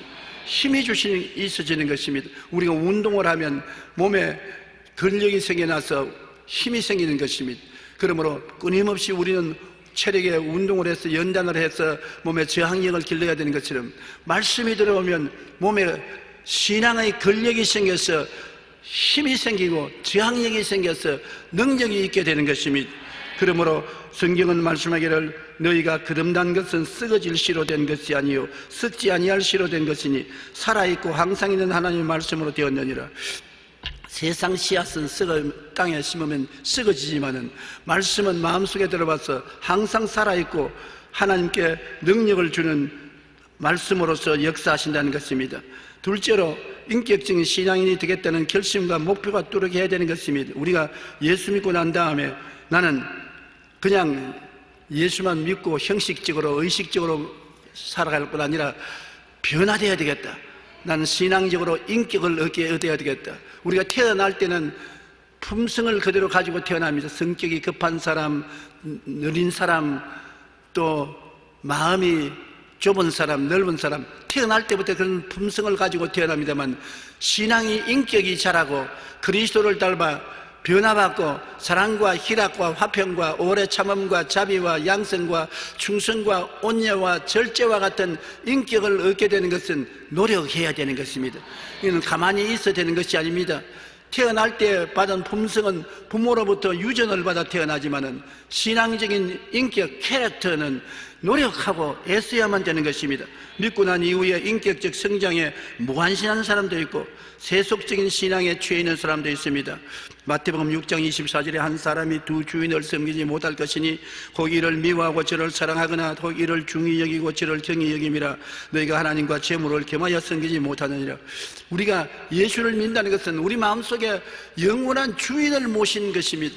우리 마음속에 세상을 꽉 들어 채워 있다가 세상을 쫓아내고 새로운 주인 하나님의 아들 예수님을 모셔드린 것입니다. 새로운 주인이 들어왔으므로 주인을 섬기고 모셔야 되는 것입니다. 주인 앞에 우리는 엎드려서 신발을 벗어놓고 종으로서의 헌신을 해야 되는 것입니다.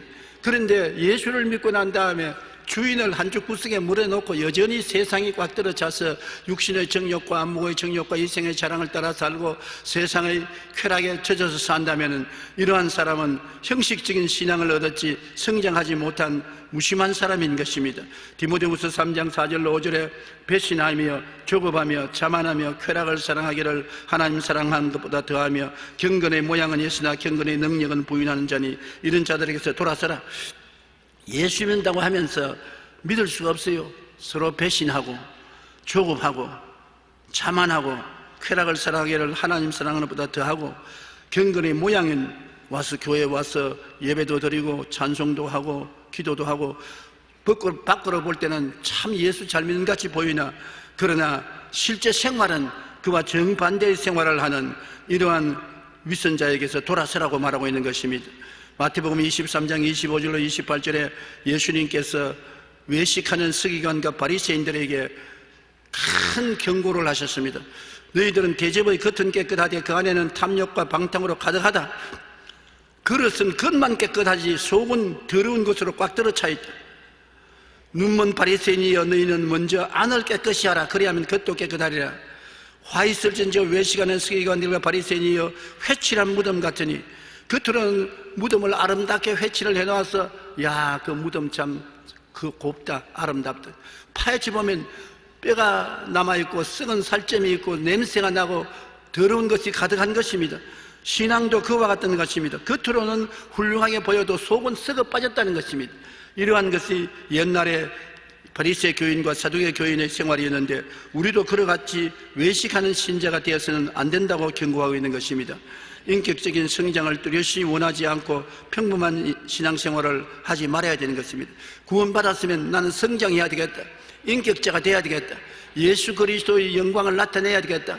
그렇게 마음의 결심을 해야 되는 것입니다. 왜냐하면 우리가 사는 이 세상은 시간이 지나가는 것입니다. 세월이 흘러갑니다. 아무리 세월을 잡아놓으려 해도 잡아놓을 수가 없는 것입니다. 그러므로 이 세상에 살 동안에는 세월이 흘러가지만은 딱 죽고 난 다음에는 영원으로 들어갑니다. 영원한 세상은 흘러가지 않습니다. 변화도 하지 않습니다. 이 세상에서 자란 그대로 들어가서 그대로 영원히 남습니다. 지옥에 떨어지면 영원히 지옥에 남아있지 다시 변화되어서 천당으로 올라가지 못합니다. 천당에 올라갈 때 중학생 정도로 인격이 성장해서 들어가면 영원히 중학생 정도로 사는 것입니다. 천당에 올라갈 때 대학원 졸업생 정도로 인격이 자라서 들어가면 영원히 대학원생 정도의 인격을 가지고 사는 것입니다.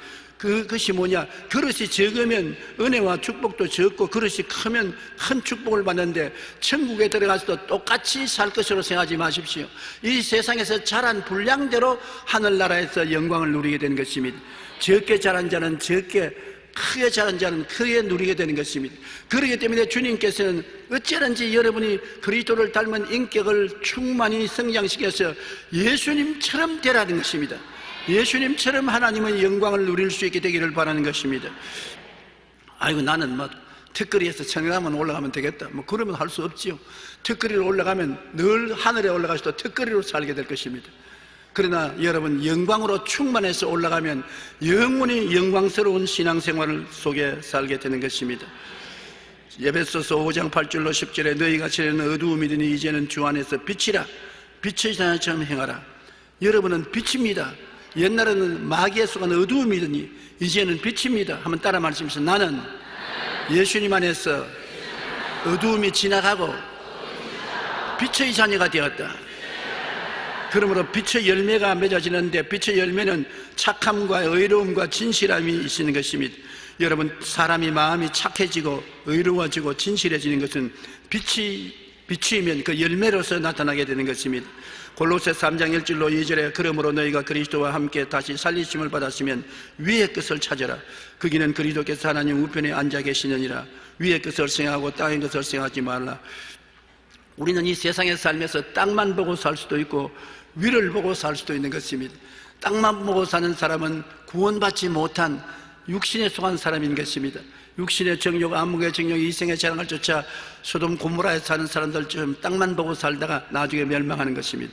예수 믿는 사람은 늘 위를 쳐다보는 것입니다. 아침에 자고 깨어나도 기도하고 찬송하며 위를 쳐다보고, 저녁에 잠들기 전에도 위를 쳐다보고, 예배에 만나도 위를 쳐다보고, 늘 하늘을 생각하고 하나님의 은총을 생각하고 하나님과 교제하는 삶을 사는 것입니다. 그러므로 우리는 그리스도와 함께 살리심을 받았기 때문에 늘 예수님 계신 곳을 바라보고 살아야만 되는 것입니다. 하나님의 뜻을 쫓아 예수님 제자가 되겠다고 굳게 결심을 하면은 우리는 로마서 12장 2절처럼 너희는 이 세대를 본받지 말고 오직 마음에 새롭게 함으로 변화를 받아 하나님의 선하시고 기뻐하시고 온전하신 뜻이 무엇인지 분별하도록 하라. 우리가 세상에 살면은 하나님이 이 정도면 됐다, 선하신 뜻도 있고 하나님이 좀 더 잘해야 기뻐하시는 뜻도 있고 하나님의 온전하신 뜻도 있는 것입니다. 여러분, 이 세상에 살면서 하나님이 선하신 뜻만 행하지 말고 좀 더 나아가서 하나님이 기뻐하시는 뜻을 행하고 기뻐하는 뜻보다 더 나은 온전한 뜻으로 사는 우리들이 되면 얼마나 좋겠습니까? 오늘 많은 사람들이 예수 믿고 난 다음에 그저 이 정도 믿었으면 되었다, 하나님이 선하시다고 생각할 것이다, 그런 정도에 머무는데 그러지 말고 한 걸음 더 나가 하나님을 기쁘시게 하고 하나님이 온전하다고 인정하는 그런 신앙생활로 전진해 나가야 될 것입니다. 마태복음 16장 24절에 누구든지 나를 따라 오려거든 자기를 부인하고 자기 십자가를 지고 나를 따를 것이라. 말하기는 쉬워도 생활은 정말 어렵습니다. 우리의 생활에 내가 원하는 것이 있고 하나님이 원하는 것이 상충되는 것입니다. 그럴 때 나를 십자가에 못 박아버리고 하나님이 원하는 것을 따라가야 될 것인 것입니다. 주일날 내가 꼭 교회에 나가야 되겠는데 친구들이, 동창들이 모여서 그날 운동하러 나가자 그럽니다. 친구들이 야, 하루쯤 교회 안 나가도 된다, 우리와 오래간만에 만났으니 운동 한번 하자. 내가 하고 싶은데 거기 따라가면 주님의 뜻을 거역하는 것이고 거기 안 따라가자면 친구들을 무시하는 것이고 굉장한 갈등에 처하게 되는 것입니다. 그때 야, 그냥 갈 수 없으니까 내 기도나 좀 하고 자기 혼자 주님 바쁘니까 좀 들으십시오. 그리고 성경 읽고 기도하고 오늘은 이것만 만족하고 주십시오. 그런다고 해서 하나님이 그를 용납하고 인정할 수가 없는 것입니다. 그러므로 자기를 십자가에 못 박아야 돼요. 자기를 못 박고 이 세상을 부인하고 그리고 주님을 따라 나가면 한 머리는 섭섭하지만은 다른 면에서는 기쁨과 즐거움이 넘치게 되는 것입니다. 나를 십자가에 못 박는다는 것은 내가 섭섭한 일을 당할 때가 많습니다. 섭섭하더라도 나를 부인해야 되고 주님을 기쁘시게 하는 길을 택한다는 것은 참으로 온당한 일이지만은 노력을 해야 되고 투쟁을 해야 되는 것입니다. 쉽지는 않은 것입니다.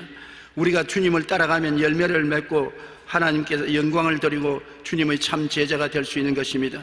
어느 교회 40대 부부를 대상으로 부부의 신앙생활에 관한 설문조사를 했습니다.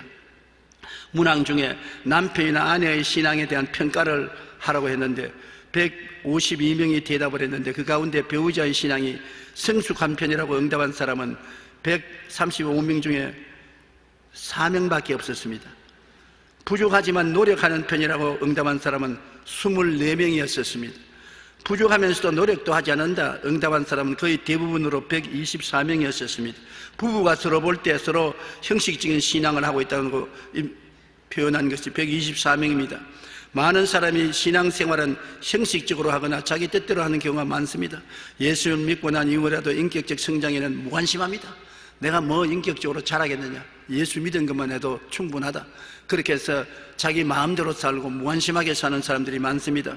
신앙생활을 통해 인격적인 신앙인이 되기 위해서는 말씀에 따라 예수님 제자가 되겠다고 결심을 하고 목표를 정하고 십자가를 짊어지고 주님 따라가는 그러한 삶을 살아야 되기 때문에 희생이 따라오고 고통이 따라오는 것입니다.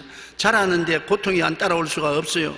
잘하면 신발도 커짐으로 적은 신발은 벗어놓아야 되고, 옷도 커짐으로 적은 신발은 옷은 벗어놓고 큰 옷으로 갈아입어야 되고, 잘할 땐 변화가 다가와야 되는 것입니다. 그런데 우리가 이러한 변화를 가져오려면 고통이 다가오는 것입니다. 내가 예수 잘 믿으려면 힘들어요. 신앙적인 인격을 가지려면 힘들어요. 성 내야 될 때 성을 못 내지요. 한 대 쥐어 받고 싶은데 못하는 것도 답답한 일이지요. 먹고 싶은 거 못 먹으니까 술병을 먹어도 옛날엔 제가 마셔서 괜찮았는데 아이고 마셔볼까 안 마셔볼까 고통스럽지요. 가고 싶은데 못 가니까 괴롭지요. 그러나 십자가를 짊어져야 되기 때문에 이런 고통을 참아야 잘하는 것입니다.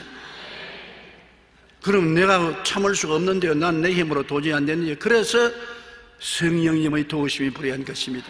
우리 하나님께서 우리가 능력이 없다는 것을 알고 계십니다. 그렇기 때문에 우리를 돕는 자 성령을 보내주신 것입니다.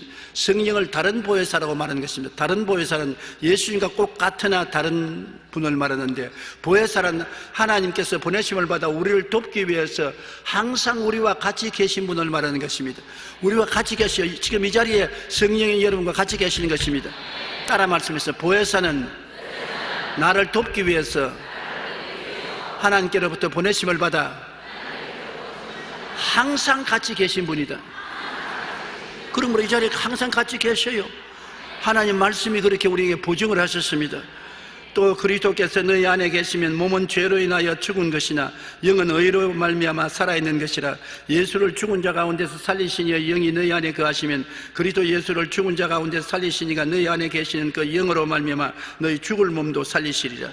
우리가 예수를 믿으면 그리스도와 함께 십자가에 못 박혀 옛사람은 죽고 우리 속사람이 살아나서 영이 살아났지 않습니까?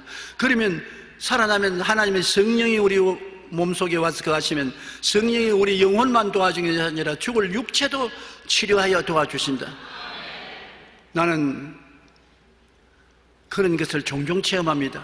몸이 굉장히 피곤하고 지치고 오늘은 강단에 서서 설교할 수 없겠다고 생각할 때도 성령이 계시지 않느냐, 성령이 죽을 몸도 살리신다고 했었는데 내 몸이 죽을 것 같으나 성령이 다시 살리는 힘을 주실 것이니 성령을 믿고 나가자. 그래서 담대하게 나가서 설교를 시작하면 제일 처음에는 흔들흔들하고 넘어질 것 같으나 점점 강해져서 나중에는 성령의 힘이 몸을 완전히 새롭게 하는 것을 느낄 수가 있는 것입니다. 한두 번 체험했으면 모르겠거니와 늘 체험하는 것입니다. 한 번은 세상 뜻인 하용조 목사님이 저보고, 조 목사는 어떻게 생각할지 모르겠지만 나는 일주일에 이 신장 투석을 3번이나 하고 매일같이 죽음 직전에 서 있습니다. 나의 삶이란 죽음과의 몸부림입니다. 그래도 내가 항상 설교하라고 설교만 하면 새 사람이 되고 설교 끝마칠 때까지 기운이 충만해지는 것입니다. 나는 그런 체험을 하는데 조 목사는 그런 체험을 해본 적이 있습니다. 그래서 나도 갔습니다. 나도 동창생이니까 그 참 하나님께 감사하고 성령이 도와주시는 한도 내에서는 우리가 어떠한 연약도 이길 수가 있다고 내가 보증을 한 것이 있습니다. 여러분, 하나님 성령께서는 우리 연약함을 도와주시는 것입니다. 그리고 그 다음 하나님께서 우리를 도와주시기 위해서는 우리가 주님께 도움을 구해야 되는데, 보통 때 자기가 잘 나갈 때는 주님을 잊어버립니다. 제자들이 여러분 배를 타고 갈릴리를 건너갈 때 평안하고 좋았습니다. 푸른 하늘, 조용한 물결, 순풍이 다가오니 기분이 좋고 해서 예수님 필요 없었어요. 예수님을 혼자 내버려 두었었습니다. 예수님은 아무도 대화해 주는 사람이 없기 때문에 배 한 머리에 손베개를 하고 주무셨습니다. 그런데 바람이 갑자기 불고 파도가 치고 물이 넘쳐서 배에 물이 스려 들어오고 배가 침몰할 위기에 처하니까 그때 고통 속에 제 아들이 누구를 생각했냐? 이제는 세상 즐거움이 순식간에 사라지고 자기를 고통에서 건져줄 예수님이 필요했습니다. 차는 예수님을 째흔들었지만 주님 우리가 죽게 되었사오니 우리를 죽도록 내버려 두지 마시옵소서.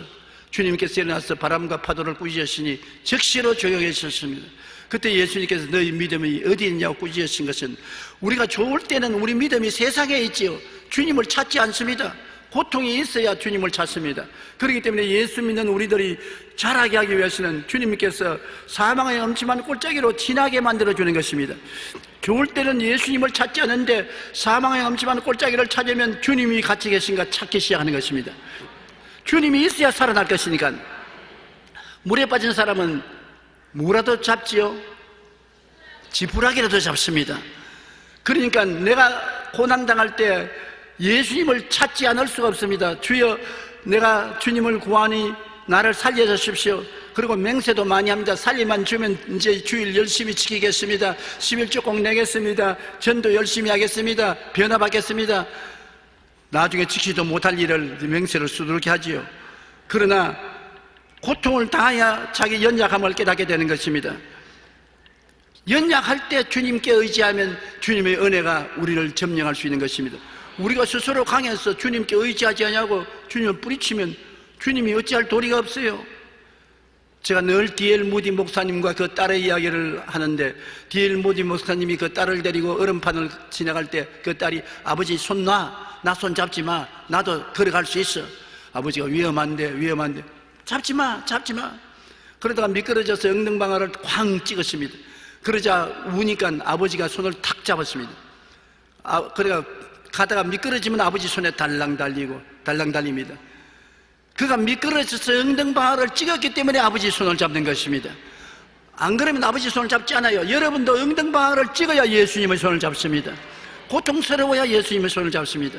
예수님의 손을 잡으면 예수님의 지팡이와 막대기가 와서 여러분을 변화시켜 주시는 것입니다.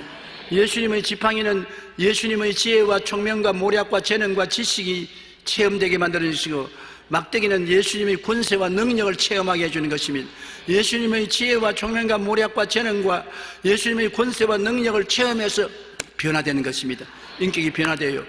한 대 얻어맞고 고통을 당하고 나면 아유 옛날에 잘못하다가 호통하니 또 그런 거 안 당해야 되겠다. 그래서 변화되는 것입니다.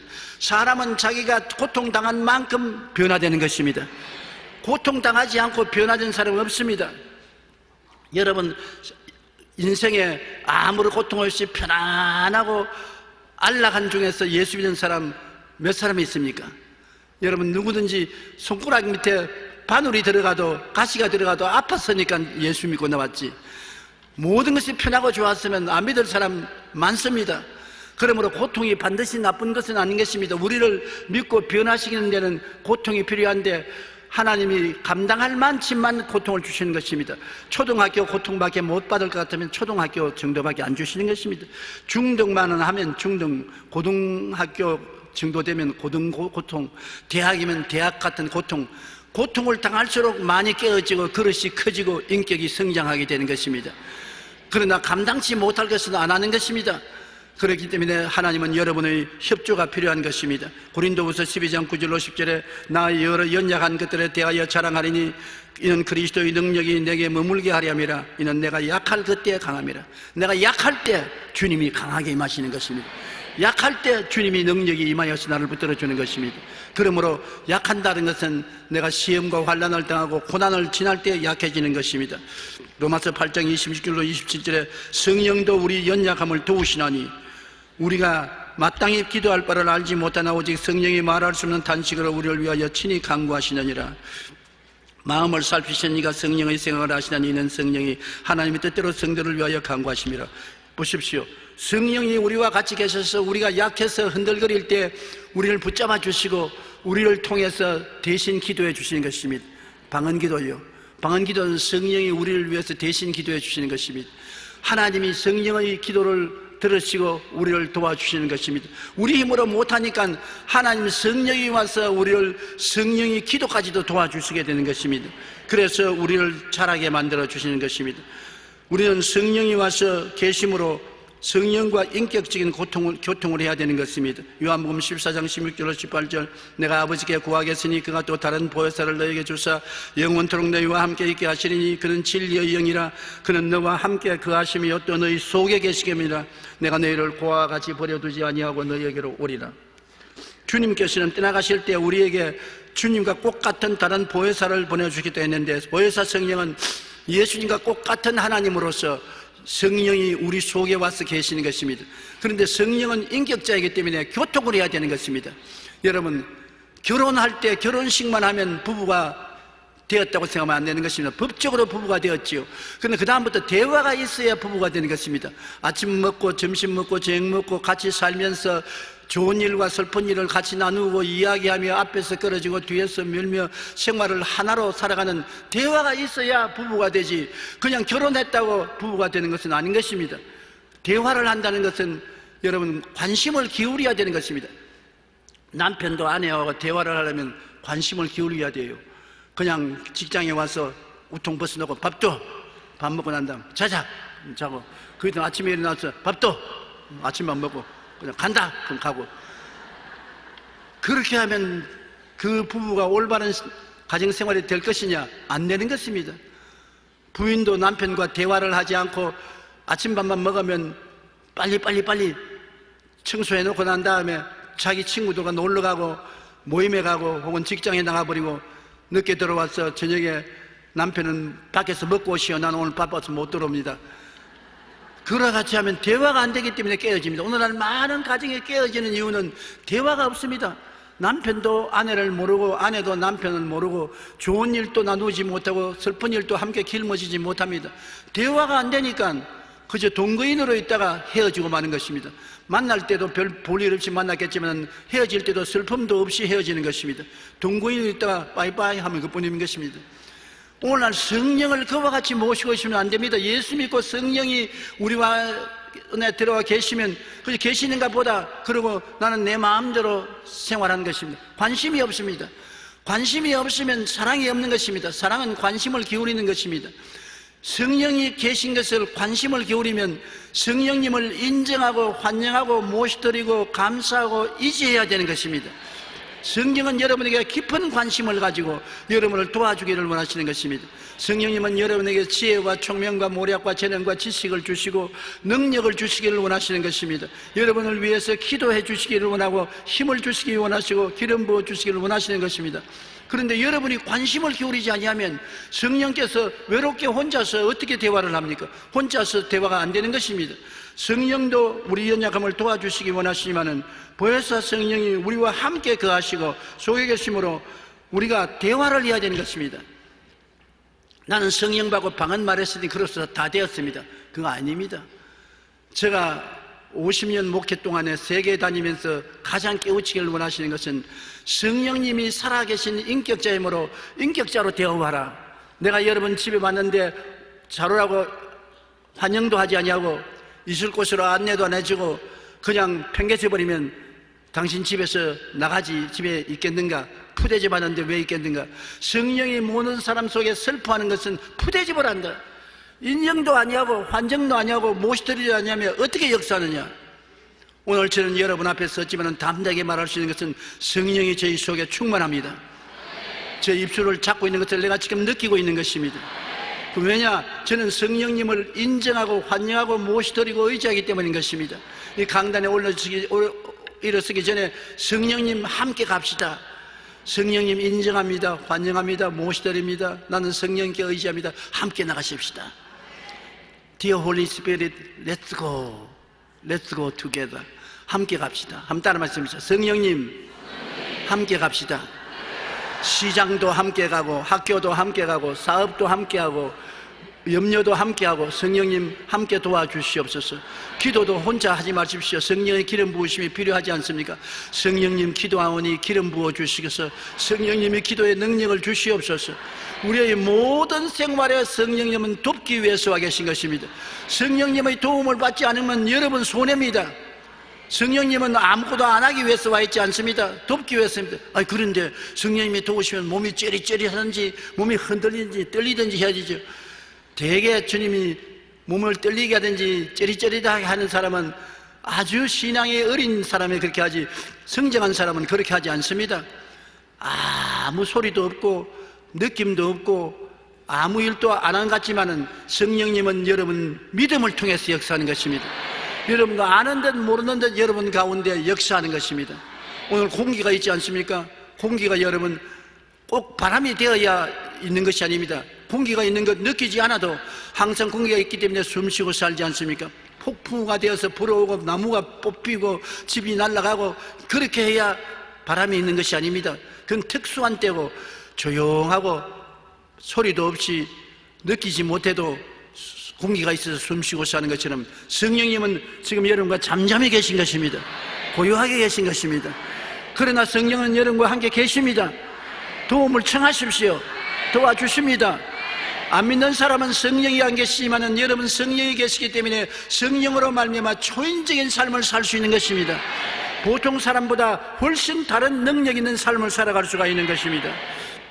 그렇기 때문에 하나님께서 우리에게 축도할 때 주 예수 그리스도의 은혜와 하나님의 사랑과 성령의 교통하심이 너희 가운데 있을지라 했습니다. 하나님은 그리스도의 은혜가 우리와 같이 있고 사랑이 같이 있어도 이는 성령의 교통을 통해서 너희 것이 된다는 것입니다. 성령은 우리와 교통하면 예수님의 은혜를 퍼부어 주시고 교통을 통해서 하나님의 사랑을 우리에게 체험하게 해주시는 것인데 성령이 교통 안 하면 예수님의 은혜도 사랑도 체험하지 못하는 그림의 떡이 되고 마는 것입니다. 오늘날 가장 중요한 것은 우리 신앙이 자라기 위해서는 성령과의 교통을 해야만 되는 것입니다. 그래서 성령님의 은혜로 여러분의 감정도 달라지고 소원도 달라지는 것입니다. 골로새 3장 7절로 10절에 너희도 전에 그 가운데서 할 때는 그 가운데서 행하였으나 이제는 너희가 모든 것을 벗어버려라. 옛사람을 벗어버려라. 곧 옛사람이 어떤 사람이냐? 분함과 노여움과 악의와 비방과 입의 부끄러운 말이라. 너희가 서로 거짓말을 하지 말라. 옛사람과 그 행위를 벗어버리고 새 사람을 입었으니 이는 자기를 창조하신 이의 형상을 따라 지식에까지 새롭게 하심을 입은 자니라. 이렇게 옛사람을 벗어버리는데 내 힘으로 못 벗고 성령님이 도와주신다는 것입니다. 젊을 때는 옷도 자기 마음대로 탁 벗었다가 팍 입었다 하지 않습니까? 그러나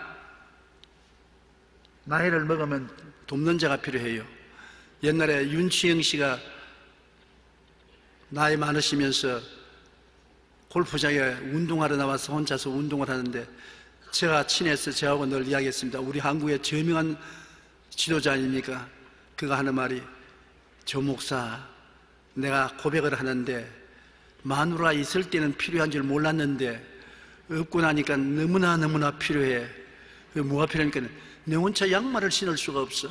마누라 있을 때는 낑낑거리면서도 양말을 신겨주고 옷도 벗겨주고 옷도 입혀주고 그렇게 해주는데 마누라 없으니까 당장 양말을 내 혼자 신으려니까 양말을 신기가 얼마나 힘이 들고 옷 벗기도 힘이 들어서 겨우겨우 옷을 벗고 옷을 입는다네.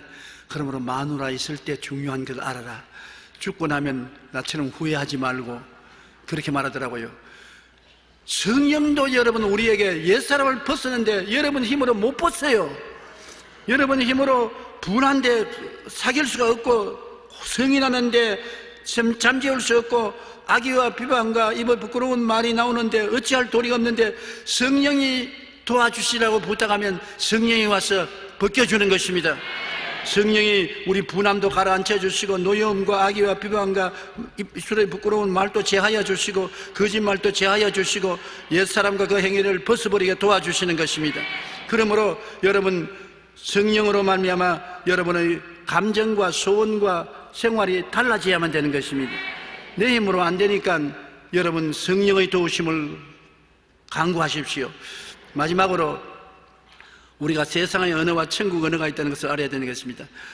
언어는 마음의 표현의 도구인 것입니다. 선한 사람은 마음에 쌓은 선에서 선을 내고 악한 자는 그 쌓은 악에서 악을 내나니 이는 마음에 가득한 것을 입으로 말한다 것입니다. 마음에 가득한 것이 입으로 말합니다. 말로서 나오는 것입니다.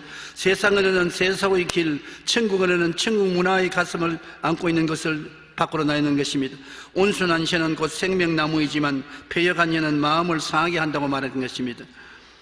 말과 성품은 동반자인 것입니다. 말이 어떠하면 그 사람도 그렇게 합니다. 말이 흉악한 말을 하고 악한 말을 하고 상처 입힌 말을 하면 그 사람이 그런 사람입니다. 속도 그렇습니다. 그러나 말이 고운 말, 아름다운 말, 사랑의 말, 깨끗한 말, 신령한 말을 하면 그 사람은 그런 사람이고 자기 친구도 환경도 변화시키는 능력을 나타내는 것입니다. 선한 말은 꿀송이 같아서 마음에 달고 뼈에 양약이 된다고 말한 것입니다. 말은 여러분 자기를 변화시키고 이웃을 변화시키는 능력이 있는 것입니다. 에베소 4장 29절 32절에 무릇 더러운 말은 너희 입 밖에도 내지 말고 오직 덕을 세우는 데 소용되는 대로 선한 말을 하여 듣는 자들에게 은혜를 끼치게 하라. 하나님의 성령을 근심하게 하지 말라. 그 안에서 너희가 구원의 날까지 인치심을 받았느니라. 너희는 모든 악독과 노함과 분냄과 뜯어는 것과 비방하는 것을 모든 악의와 함께 버리고 서로 친절하게 하며 불쌍히 여기며 서로 용서하기를 하나님이 그리스도 안에서 너희를 용서함과 같이 하라. 우리가 말을 통해서 이렇게 변화된다는 것입니다. 내가 악한 말을 하고 남을 모욕하는 말을 하면은 그 마음도 그렇게 변화되고 이웃 사람도 그렇게 만드는 것입니다. 그러나 성령의 도우심을 받아서 모든 악의와 함께 비방하는 말과 악독과 분냄과 뜨는 것을 버리고 친절하게 하고 불쌍히 여기고 용서하는 말을 하면은 하나님의 성령께서 이것을 받아서 여러분도 그렇게 변화시키고 이웃도 변화시켜 주시는 것입니다. 말이 여러분의 인격을 변화시키는 것입니다. 내가 좋다고 말하면 나도 좋아지고 이웃도 좋아집니다. 내가 나쁘다고 말하면 나도 나빠지고 이웃도 나빠지는 것입니다. 내가 못 살겠다 하면 나도 못 살고 이웃도 못 살게 되는 것입니다. 내가 밉다고 하면 나도 못 미워지고 이웃도 미워지는 것입니다. 내가 약하다고 하면 나도 약해지고 이웃도 약해지는 것입니다. 말은 나만 영향력을 미치는 것이 아니라 이웃을 영향력을 미치고 주위 환경을 변화시키는 힘이 있는 것입니다. 말은 여러분 우리 인생에 굉장한 변화의 파워를 가지고 있는 것입니다. 말은 마음을 표현하는 도구입니다. 거꾸로 우리가 하는 말에 따라 우리 뇌가 다르게 반응한다는 것이 최근 연구를 통해서 증명되었습니다. 성경의 그래뿐만 아니라 오늘 심리학자들이 뇌를 연구해서 우리 말이 참말인 것을 증명한 것입니다. 미국 심리학자들은 오랜 연구 끝에 감사의 과학적 변화를 확인했습니다. 우리가 감사하는 마음으로 감사합니다, 고맙습니다고 말하면 뇌의 왼쪽에 있는 부분이 활성화되어 스트레스가 완화되고 행복을 느끼게 된다는 것입니다. 심리학자들은 이를 재설정 버튼을 누르는 것과 같은 효과가 있다고 말하는 것입니다. 심리학 교수인 로버트 에먼스 박사는 12세에서 80세까지 사람들을 대상으로 시험을 했는데 두 그룹으로 나누어서 한 그룹은 감사 일기를 매일 또는 매주 적도록 하고 다른 사람은 그냥 아무거나 적으라고 했습니다. 그래서 한 달 후에 조사를 해보니까 감사 일기를 적은 사람 4분의 3은 행복해지고 수면이나 일, 운동 중에 더 좋은 성과를 나타냈다는 것입니다. 감사를 하면 그만한 변화가 다가온다는 것입니다. 말과 성품은 동반자입니다. 우리 말이 어떠한가에 따라 그러한 사람이 됩니다. 평소에 고운 말, 아름다운 말, 사랑의 말, 깨끗한 말, 감사의 말 등을 하면은 얼굴도 달라지고 표정도 달라지고 환경도 달라지고 인생이 달라지는 것입니다. 신앙생활의 결과는 천국에 가는 것입니다. 여러분과 나는 결국에 천당 가려고 예수 믿는 것입니다. 이 땅에 살 동안에 주님 축복으로 영혼이 잘 되고 범사에 잘 되고 강건하지만은 이거 영원이 아닙니다. 우리가 이 땅의 생일이 끝나고 천국 가기 위해서 예수를 믿는 것입니다. 이 땅에 사는 동안에 그리스도를 본받는 인격자가 되면 그 인격을 가지고 천국에 들어가게 되는 것입니다. 변화는 오직 이 땅에 살아있을 동안만 가능합니다. 그래서 금세와 넷세에 하나님을 기쁘시게 하는 삶을 살려면 변화받고 인격으로 자라야만 되는 것입니다. 여러분 예수 믿고 이 땅에서 은총을 받을 뿐 아니라 변화받는 것을 목적으로 삼고 예수를 닮는 인격자가 되기를 목표로 하고 노력하게 되기를 주님 이름으로 축원합니다. 우리 한번 기도하겠습니다. 하나님 아버지여, 우리가 예수를 믿고 구원을 받지만은 구원은 값없이 받으나 인격적인 변화는 노력함으로 받는 것입니다. 노력은 우리가 힘쓰고 애써야 되고 우리가 고통을 당하게 되는 것입니다. 그러나 성령이 오셔서 우리를 도와주시고 하나님 말씀이 우리를 도와주심을 감사합니다. 아버지 하나님, 말씀을 의지하고 성령을 의지하고 노력하고 애씀으로 인격적인 변화를 받아 우리가 그리스도의 모습을 담는 삶을 살게 하여 주시옵소서. 예수님 이름으로 기도합니다. 아멘.